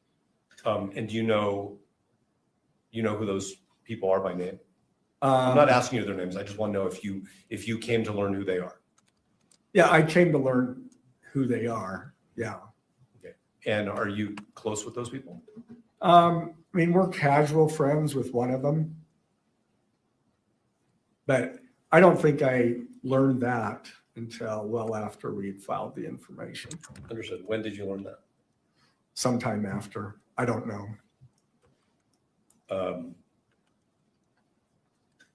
So the information was filed obviously in mid-September. Yeah, just in 6 days. So. Right. Okay. And do you know, like, if you saw the children of the families in your ward who you understood were there, if you saw them on the street, would you recognize them? I would recognize at least one of them. Did you ever have any conversations with them or their parents about their experience? I tried to stay away from that, other than they told me that the one was doing just fine and the other one was shook up. Okay. And the other one was shook up. Is that the term used, or is that just your way to summarize? That's my way of summarizing. What did they tell you? Having a hard time with it or something of that nature. I'm sorry I interrupted you. So somebody told you, somebody who you know from your ward, Yeah. told you that their child is their child a student at UVU? Probably. They're young adults, so I'm assuming that. I really don't know for sure. Yeah. And I think what you said is that they told you that their child was having a hard time with it. What? That not their child, but the other family's The other child. family's child. Yeah. Okay, so it was like a second-hand thing. Yeah. Okay. And do you know if either of those young people who were at the rally, well, I'll put it this way, do you know where they were in terms of in what I'm going to refer to as the amphitheater area? I have no clue. The one who was having a hard time with it, Mhm. did you share that information with the prosecution team? I may have. I don't remember. I may have in passing. Did you ever suggest to any of the law enforcement officers that person be interviewed because they were impacted by what they experienced? No, we don't interfere with the investigation. We try to assist, but law enforcement, they identify who they want to locate and who they need to interview, and I leave that to them. Did the person giving you this information, so this is another adult in your ward, tell you more specifically about what their child and the other child actually saw and experienced? No. Okay, so you don't really know much more about where they were, what they saw. All you really know is one of them was having a hard time Yeah. with the experience that they had. Yeah. Okay. I understand you said that you don't interfere with law enforcement, but if you learn, even if it's somebody you know through your community, that somebody has suffered some emotional harm as a result of a criminal act that you are responsible for prosecuting, that's not information you would give to an investigator so that they could determine whether or not, so that they could go interview that person. I didn't consider that as really relevant to the investigation, so no.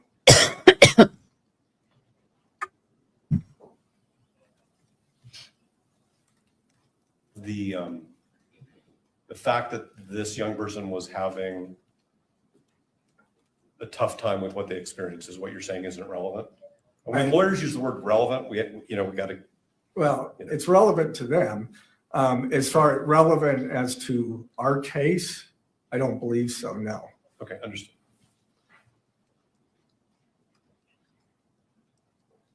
Now, there was a point in time in October, I think it was October 20th, where Prosecutor A sent Mr. Robinson's counsel an email disclosing that his adult child had been at the rally, providing us with some information. Yes. And so my first question is, were you part of a decision to disclose that information? Yes. Okay. And were you part of a decision as to how that information would be disclosed or how much information would be disclosed? Like what led to that email? Well, there was no decision needed as to how much. The decision was to provide the information that we ultimately provided you. And that is not because we believed that there was a conflict of interest, but that was out of an abundance of caution. I understand it's your position that you don't think that there's a conflict Right. of interest. But I think that's clear. All right. Did the entire prosecution team, as it was constituted on October 20th, discuss this bundle of information that was being disclosed, or was it just you and Prosecutor A? I know that me and Prosecutor A discussed it, and he may have discussed it with others. I don't believe anybody else was there. When you discussed it? When we discussed it, one of them may have been, or two, I don't know. But the information that you obtained sort of if I may, in the heat of the moment back on September 10th in Davis County, that Prosecutor A's child had this experience. And the text messages that went back and forth in the family,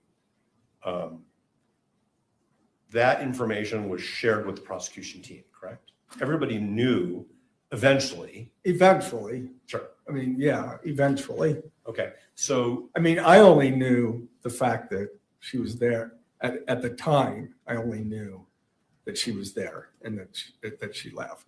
That's all I knew. Okay, but is it fair to say that you didn't set up any, but I'm going to use a term like firewall, to keep the rest of the prosecution team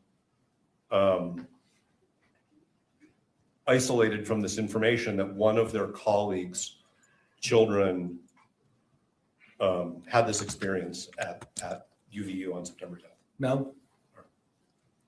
Is there a written policy in your office, either that existed when you arrived or that you've prepared since then, for how to evaluate whether one of your prosecutors needs to be screened off from a case? You know, I'm not sure. I mean, we have those conflicts that come. I mean, the biggest thing on screening for us is if there's a potential conflict where information that the defendant has, one of our prosecutors has, because that's why you screen cases, is to make sure that shared confidences aren't also disclosed to, shared confidences with the defendant aren't shared with the prosecutor. But you could agree with me that there are other types of conflicts that can arise other than what we might call the, privileged communication. There may be. I mean, I think there can be. I can't think of any right now, but I think the rules are pretty clear with respect to shared confidences. You can't, screening isn't the end all of of how you treat conflicts. I mean, generally speaking, we will just conflict out to another office if we feel like we need to. One example, well, I won't go into that, but I mean, we've been threatened before and there was an investigation. And of course, we conflicted it to a different prosecutor's office because in that case, we were potential targets of this individual. Understood. Okay, so you're not sure if there's a written screening protocol, but what you're saying is when we know when we see it. Well, sort of what I'm hearing you say. Sometimes we do. Sometimes I've had attorneys that felt like they couldn't talk after they've been conflicted out to at least know the victim, but notify the victim that that we were going to switch the prosecution. But there may be, I just honestly don't know. We keep an eye on those things and rely on our attorneys to notify us when there is a conflict. But you knew as of September 10th that Prosecutor A's daughter attended the rally, correct? Was in the crowd, correct? Yes. Heard a shot fired, correct? That at that moment, I don't know that I knew that. Yeah, but you know it as of today. Sure, I know it You now. read their affidavit. Sure. Which says that. Well, I knew it. I knew it once all of that information was disclosed to me. Okay. And that they had to, with many, many, many hundreds of other people, run for cover and get out of the open space where they were, correct? Yeah, I don't know that they had to, but that's what they did. Well, you've seen the video you've probably seen many videos of that day, right? Yes. And weren't there law enforcement officers basically directing everybody to leave the open space so that they could? I don't know that I remember seeing those videos of the students or attendees leaving. I mean, I know that they left. I know that they ran away. What we learned later is that the shooter left immediately after the shot. So, Right, but at the time of a shooting, you don't know Sure. how many shooters there Absolutely. are, if there's going to be Absolutely. follow-up, right, if there are explosive devices, like all those things, right? sure. Okay, so let me ask you these questions about, well, instead of giving you a headline, I'll just ask the question. Once you had all of the information about Prosecutor A's child's experience, okay? Mhm. What they saw, what they heard, what happened to them, the fact that they were separated from their personal property, all those things, okay? What I'm hearing you say is you never really discussed that with Prosecutor A and this family. No, I mean, I did discuss I don't know if it was day 2 or day 3. Law enforcement was there on the day of the shooting, the next day, and I think into Thursday or Friday. I don't remember exactly which day. And at some point, I was told that Prosecutor A's child left the bag there. Okay.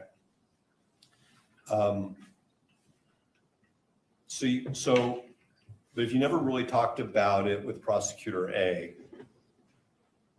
about the impact on his child and the family. I didn't say that.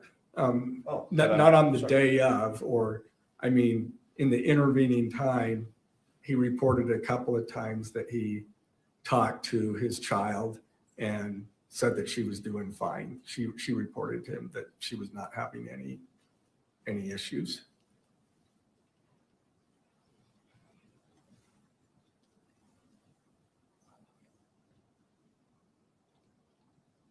Did you ever ask him, well, what about you? I mean, your kid was at this.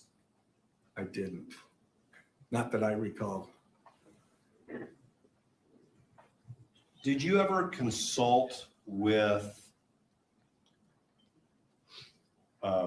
anybody in the Attorney General's office concerning whether Prosecutor A's child's experience raised a potential conflict of interest for your office? No, that's what I did for 23 years with prosecutors, is consult on that. And so I didn't feel a need to go to those folks. I mean, I know how to try to figure that out. So when one of your responsibilities in the Attorney General's office was to consult about ethical issues? Different matters. Different matters. It could be a variety of things. Okay. And I mean, if you're talking about ethical issues in particular, I don't know that the Criminal Appeals Division was the right folks to consult, but I'm not even sure of who from the Attorney General's office would. So.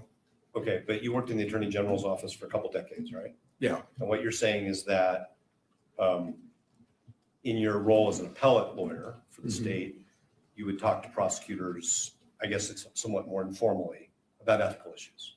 Yeah, every once in a while, yeah. Sure. And so my question is whether you reached out to anybody in the Attorney General's office about this particular issue. No. Okay. Did you, and when I say you, I really mean you or anybody in your office on your behalf. Okay. Okay? Because you're the chief prosecutor, right? Yeah. So when I say you, Yes. I mean you and Okay. and people who work for you. What about the Utah State Bar? No. I mean, they give ethics guidance to attorneys on all kinds of issues, right? Yes. Okay. But no No. reach out. Other county attorneys in Utah, in other words, your colleagues who are elected chief prosecutors in their counties, did you discuss this with any of them? No. Are you a member of organizations of what I'll call chief prosecutors? I'm a member of the Utah County and District Attorneys Association, Okay. UCDAA. I'm actually the president of that organization. I'm a member of SWAP, which is the statewide association of public attorneys and prosecutors. I'm actually the president-elect of that organization. That's a lobbying organization. Okay. And do these associations have any mechanism for providing ethical guidance to their members? No. I mean, when we have questions, we may shoot out an email and ask about things. Did you do that in this No. issue? I consulted no one other than my team. Okay. I'm going to ask you 3 more categories just to be clear. Okay. Did you reach out to any law professors who No. report to be ethics experts? No. Did you speak with any judicial officers No. about it?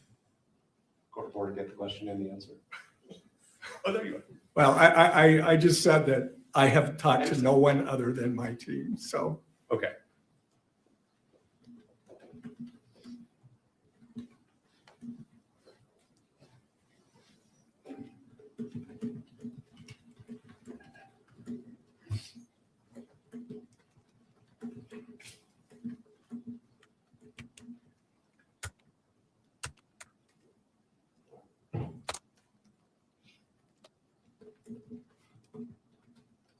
Did you ever discuss with Prosecutor A whether his child should or should not be interviewed by law enforcement? No, Are you aware of any? maybe, I don't remember. Okay, so that may be important. Do you want to take a minute to think about that? What's that? That may be important. Would you like to take a moment to think about it? I don't remember. I don't think so, but I do not remember.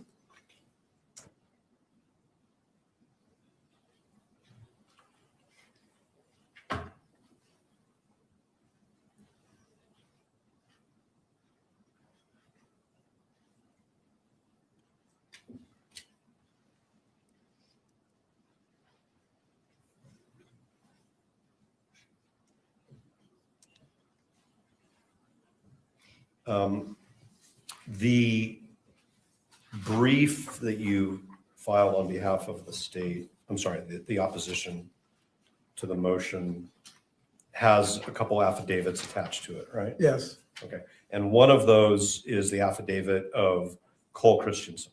Yes.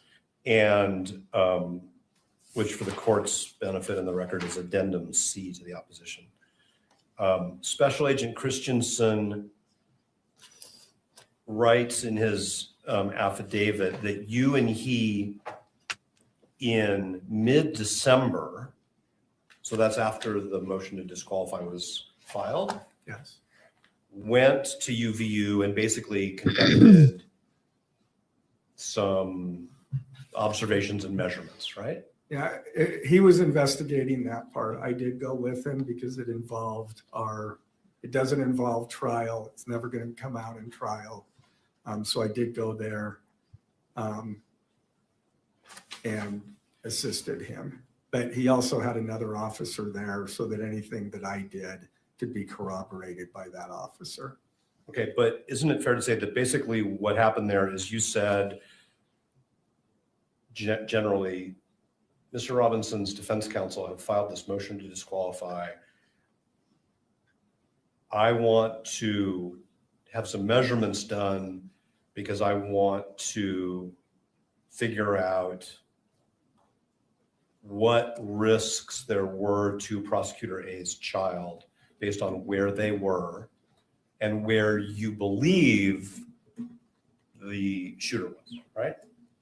Yeah, we have very good evidence of where the shooter was. Okay, so I want to, and it was based on Prosecutor A's child indicated where the location that they were, I'll use they, and based on the evidence of where the shooter was. So we wanted to confirm that. Now they didn't know where, obviously where the shooter was, but we wanted to confirm based on, we knew where the shooter was. And so we wanted to confirm that, that they weren't in the line of fire. And that was important because that's critical to the state's case, is whether or not someone's in the line of fire. okay, so there's a few things that I want to try to make sure I cover. And if Your Honor, if there's any point in time where the court or the staff need a break, just tell me, because I can break whenever the court needs it. We'll be taking a break shortly, but I appreciate that. And if any of the parties do need a break, please indicate it as well. I want to be respectful to all parties. Thank you. So the first thing I want to address, Mr. Gray, is that you knew that the defense had filed this motion to disqualify based on the relationship between Prosecutor A and somebody who was at the rally. Yes. And had the experiences that the court has already heard about. And so you basically went out with a law enforcement officer and you did an investigation and took a number of measurements. He did, yes. Okay, but at your direction, right? Because you're the one. I asked him to do that, yes. Okay.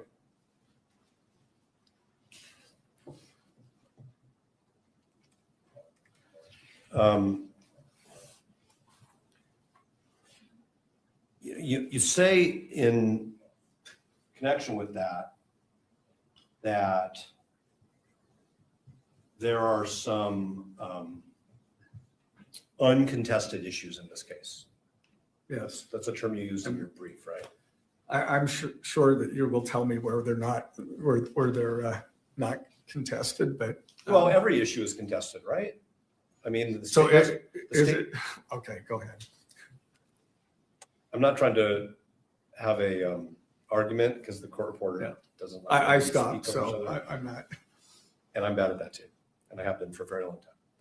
But your measurements as documented in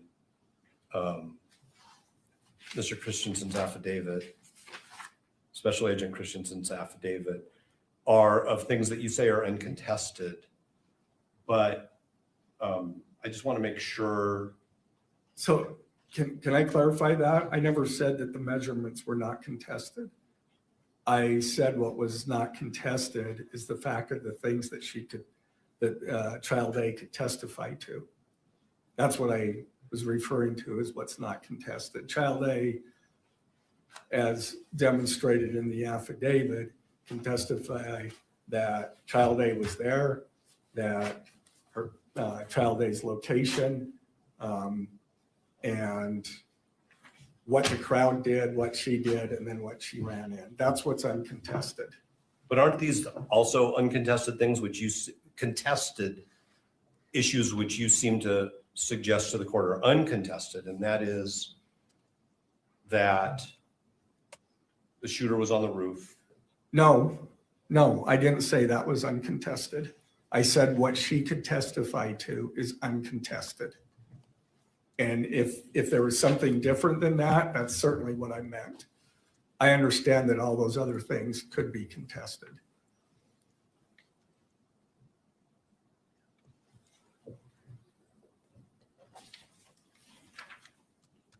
Okay. You've made yourself a witness to evidence that you've used to try to advocate to the court that there's no conflict of interest, right? I mean, you basically, even though you're representing the state, you went out and you participated in a what you hope is a systematic way to measure whether Prosecutor A's daughter was in a line of sight from the place where the state alleges the shooter was, right? Sure. Okay. But as far as making myself a witness, I was careful to make sure that there was Cole Christensen and then an officer from UVU. If you look at the case law says that prosecutors can participate in these interviews and so forth.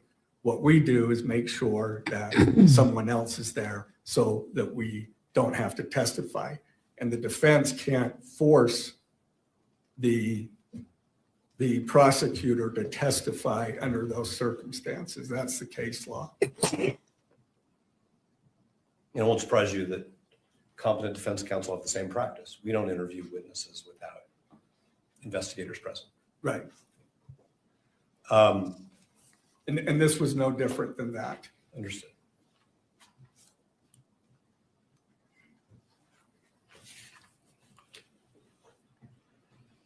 Okay, I do want to address another aspect of this line of fire situation.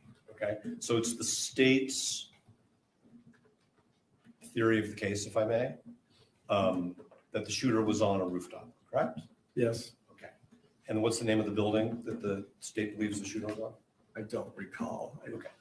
And so these measurements that are in Special Agent Christensen's declaration, you're saying were designed to basically, if I may, I'm not trying to put words in your mouth, rule out whether the child of Prosecutor A is in some ways a victim of this incident.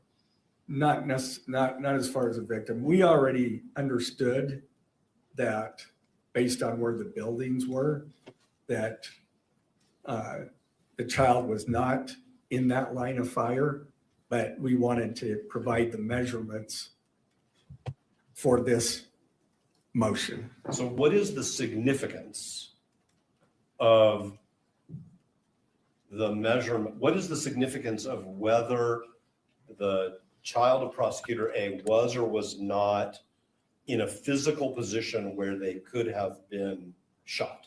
What is the significance? The aggravator, as you know, is that we're alleging that when the shooter killed Charlie Kirk, that he placed others in grave risk of death. And so anybody within that zone, if you will, was placed in grave risk of death. Okay, and so you've now gone out and you've done these measurements from the place where you believe the shooter was.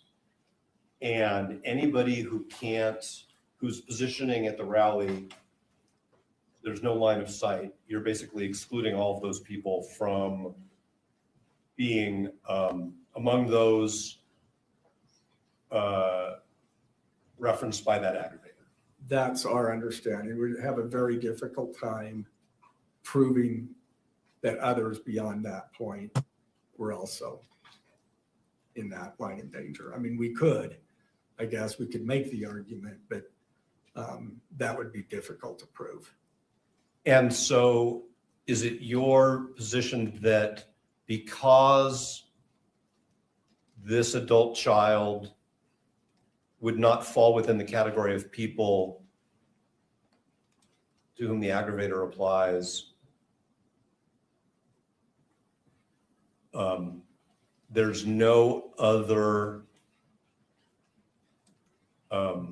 connection between those people and the prosecution? Not the crime. I mean,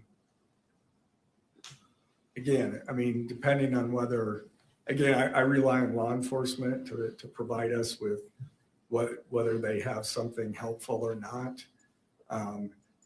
We were able to determine based on what the prosecutor's child, there was nothing useful. There was no need to provide anything.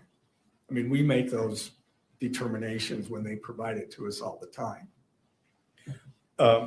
Did you work with Special Agent Christensen on his declaration? On what? No. On his no, declaration? I didn't. Did somebody else? Yes. Another one of the members of your prosecution team? Yes. That's generally the practice. Okay. Was it Prosecutor A?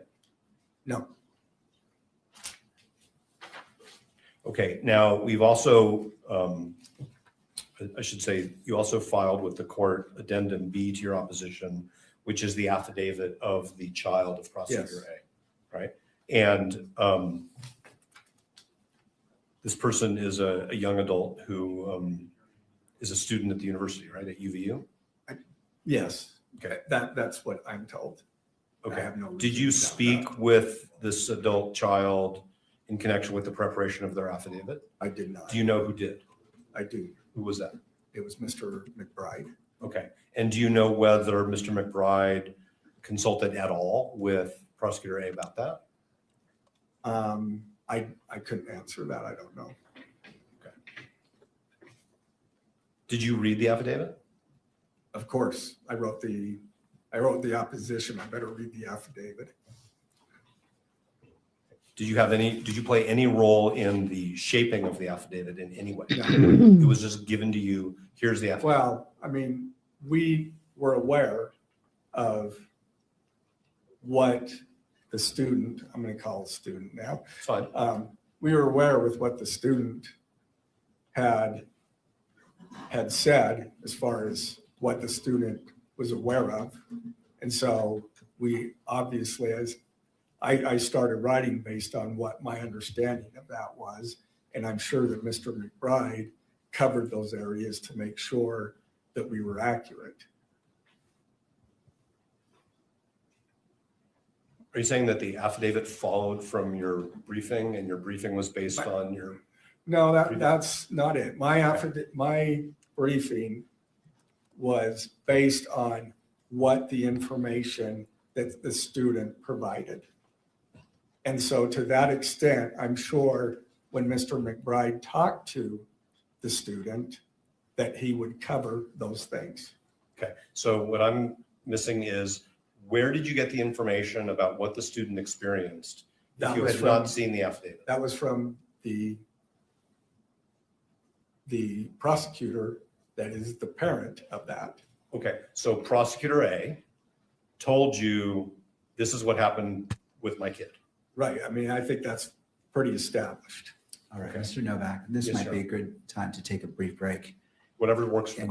And just not meaning to pressure you, I'm just trying to anticipate how much more time for questions you have for Mr. Gray, just for housekeeping purposes.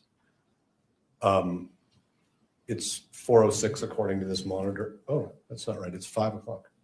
The monitor says it's 4:06. That must be some time zone somebody else lives in.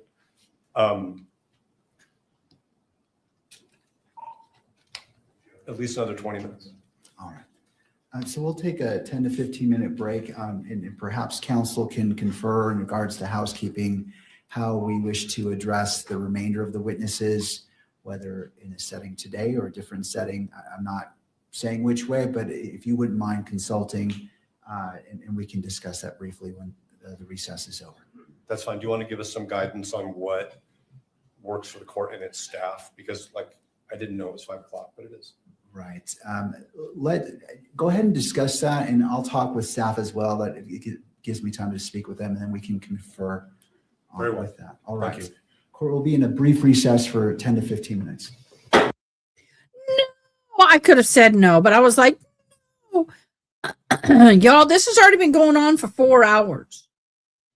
And we were live 9, 10, 11, 12, 1, 2, 3, that's 6. I've been live 10 hours today, y'all. 10 hours today. Honey, did you go back in? Did you go back in the closet, honey? Y'all, she's playing Animal Crossing. So that's what I meant. She's in Abel's shopping for clothes in Animal Crossing. So thank you guys for joining. I know it's gotten a little long. I know it's getting a little tedious, but you know what? I'm in it for the long haul now. I am in it in the long haul now.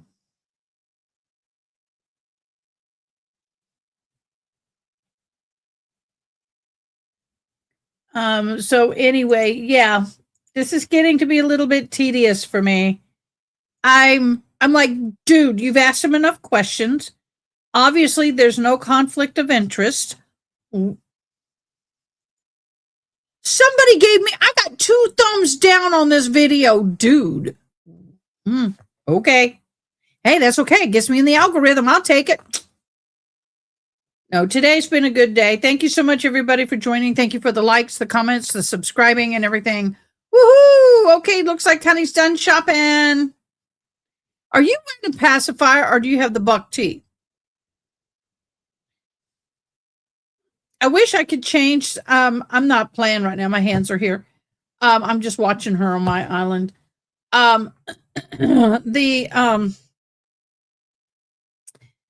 The thing, she's got a freaking pacifier in Animal Crossing. The thing is that my son no longer plays, and we I'm going to tell her goodbye. Bye. So he no longer played his, so he gave it to me, but I didn't want to erase the island because it was fairly new anyway. And I wouldn't, bubblegum. Okay, that looks cute. So the long story short of it is, I didn't want to start with a whole new thing and erase it. I didn't want to erase it. Are we taking a picture? Okay, took a picture. Picture taken. I didn't want to erase it. So I don't know if I can change his name on everything. I want to change the name. Just saying. All right, let's see if we have anything else that's popping in our world that we can watch while we're in Oh, Nala, I know. I got to give you some water and feed you. I will in a minute, baby girl. I will in a minute, baby girl. Just saying.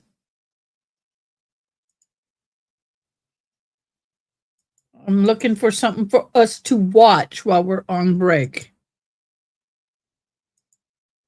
What's popping on YouTube? Let's see.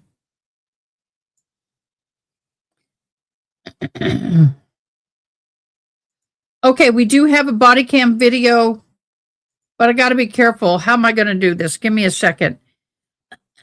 I got to hide everything. Better not do it. It's that channel. Nope, not going to do it. I am not going to. No. Anybody that does channel 12 of San Antonio, even though you can, they're the ones that got me in jail for 7 days. Only to be vindicated.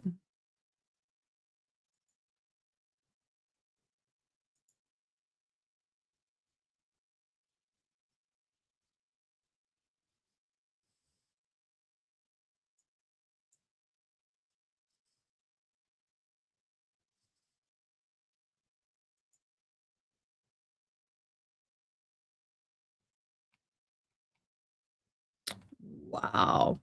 Okay, so I'm looking for a video. They have new body cam footage that's kind of released, but unfortunately, it's on a format that I won't stream because they're the ones who put me in court. I mean, in jail. Oh, I was vindicated, but I don't want to risk them doing it again. It's one of those things that you just don't do it twice. Oh, let's see the judge lose patience. Let's see a judge. Y'all want to see a judge lose their patience? I can do that.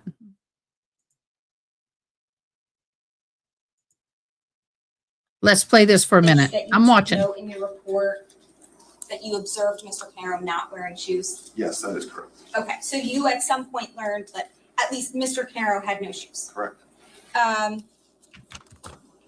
Now, at some point, are you aware that like I'll be right back. neighbors Restroom. offered them clothing or something like that? I believe that's what occurred, yes. Okay, so I just want to, I'm not trying to, there were initially, Mr. Caro, to your knowledge, had no shoes, but ultimately neighbors were trying to give clothes, right? Yes. And shoes to assist. Okay, but what they wanted to do was change into their clothes, right? Is what they were expressing to you, unless I'm wrong.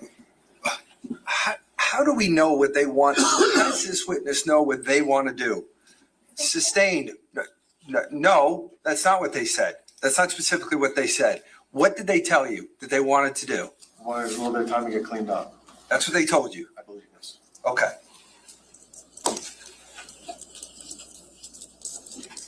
Just asking you not to put words into the detective's mouth.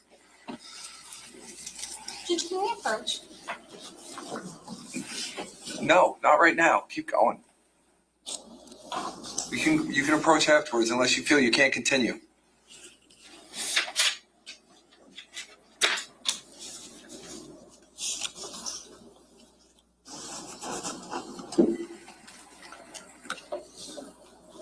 I just need a moment. Take as much time as you need.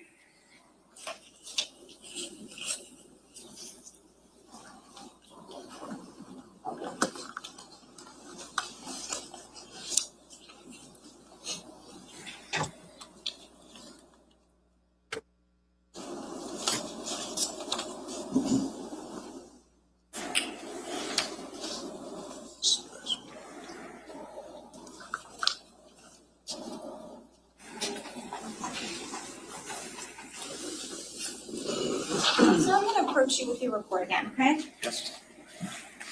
And I'm going to take you to page 43 of 72.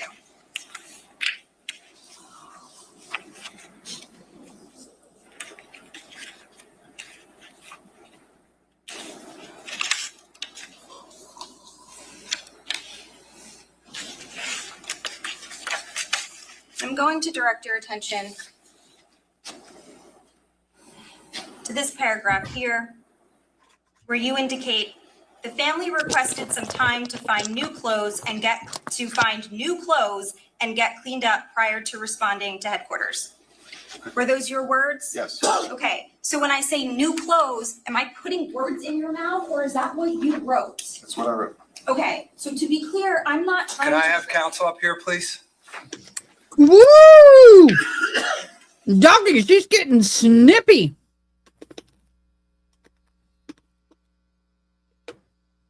I would love to hear that sidebar, y'all.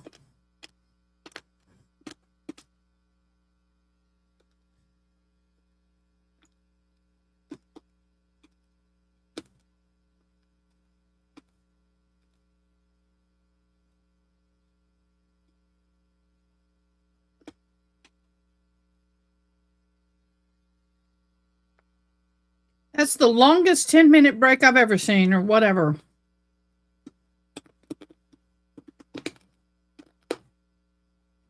Y'all, I am so hungry. I really haven't had lunch. I've snacked. And it's 6:30, almost 6:30 here. Oh, we do have a movie tonight on our Discord. If you'd like to join us, it's a good one. Called the, oh my gosh, I can't remember. Discord.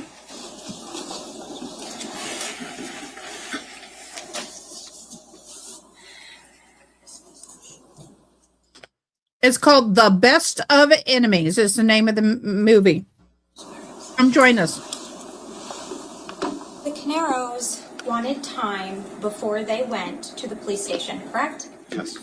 And what was your response to them? I advised them that I would like them to come to the police station as quick as possible.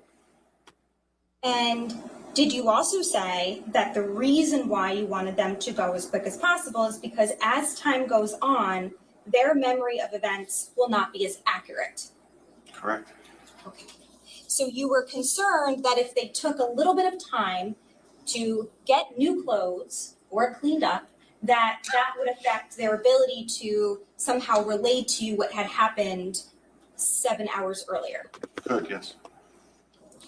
Okay, so then based on that, they agree, right? Yes. And they follow you or you follow them, you tell me, to the police station, correct? I believe I followed them. Okay, so you follow them to the police station. This is the Ocean Township Police Department. Yes. And you testified that when you got there, you had them wait in the lobby. Yes. And did you tell them like this will be quick at first? Because you didn't know about the 15 Willowbrook situation yet? I don't recall if I gave them a time frame. Okay. So you had them sit in the lobby for some time. And then you testified that you brought them down to the basement? More or less of the building, yes. It's just where the detective is located. Okay, and that's specifically into a conference room, correct? Yes. And you put all 4 of the Caneros in there? Yes. And is there cell phone service in that conference room? Yes. There is, okay. And at some point, though, you separated the family members into interview rooms. At some point, they were separated for their statements, yes. Okay, but not one by one. You separated like 2 from one from another. Yeah, I Do you don't recall that? which room everyone was in the detective, we used separate offices to take the statements. And did you lock those rooms? Did you lock them in the rooms? I don't believe so. Now, at one point, the family members, you testified they were very upset. They were learning what was happening, right? Yes. And they learned it, I think you said initially through a family friend, The original fire. the original fire. Correct. They received it, someone in the building received a text message. And then later they're learning through media updates about someone being deceased. Okay, well, we've got court back again, so let's get back into that.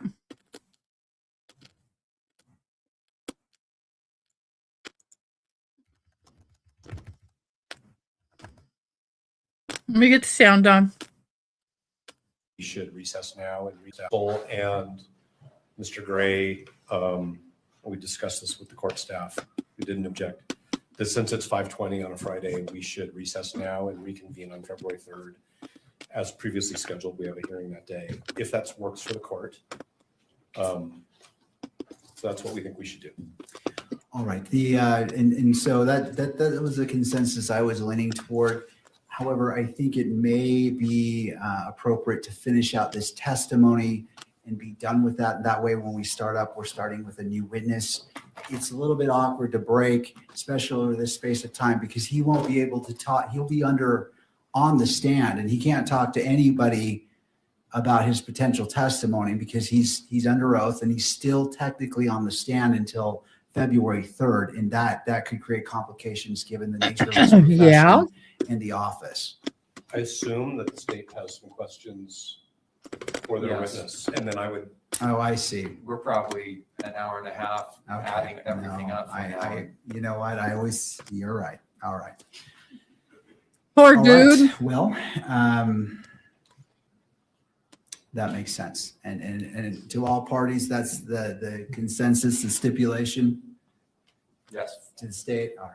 Thank you. And Mr. Gray did tell us that he has a flight later this evening, and just for total transparency, Mr. Burt and I have a flight to California, which boards in 2 hours from Salt Lake. So, Your Honor, obviously, we're not asking that he not be allowed to communicate with the county attorney's office. If they just don't discuss his testimony, that'll be sufficient as officers of the court. I appreciate that guidance. I just want to make that clear. It is a little bit tricky when somebody's on the stand and they come off the stand. All right. Well, I believe we do have a hearing set for February 3rd at 1 o'clock. Does that comport with everyone's notes? Yes. And we'll go ahead and reconvene at that time and continue this hearing. And then they come off the stand.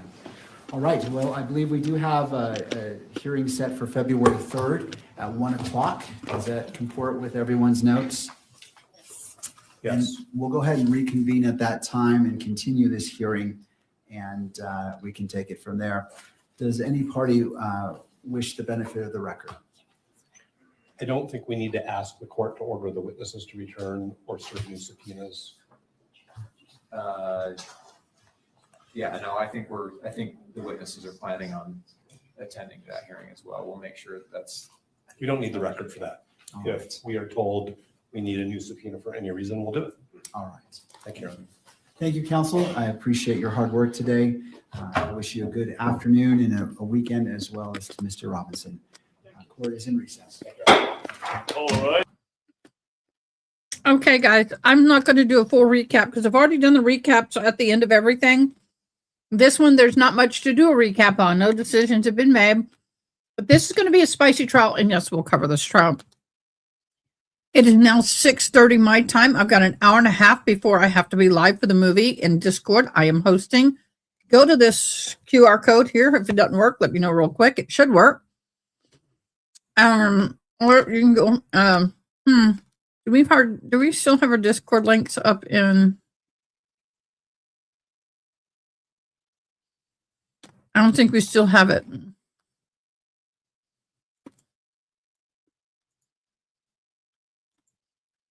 I'm going to put it in comments. Here's my Discord link. Go to Discord, become a member. It's free. Validate your account. You can join us for movie nights. We do footballs, and tomorrow, June. Oh my God, 49ers. We're going to put it on Discord, right? We're hosting the football games tomorrow, right? I have a meeting at 9 a.m. That'll probably run into at least noon. Our storm chasing team. I'm a storm chaser. I do the videography, photography, and the drone work. And we're getting ready to start getting prepared for next season. And I do also help do the research. So thank y'all for posting that in Discord. I do have it on the Google Calendar, but thank you for putting it in Discord. Thank you so much. Mods, hang around for just a split second. Everybody else, you guys have a fabulous weekend. Enjoy Monday if you get it off. I hope to get some sun, y'all. I've been inside. I hope we have decent weather. And I'm actually getting some headway on some work around the house. So I'm excited for that. Y'all have a great evening. It's been a long day, but it's been a blessing. Thanks for being here. See you again Monday. Bye. No, Tuesday. Have a good Monday. Great. Thanks for watching. Please comment, like, share, and most importantly, subscribe. I hope you have an awesome day. Till next time, take care.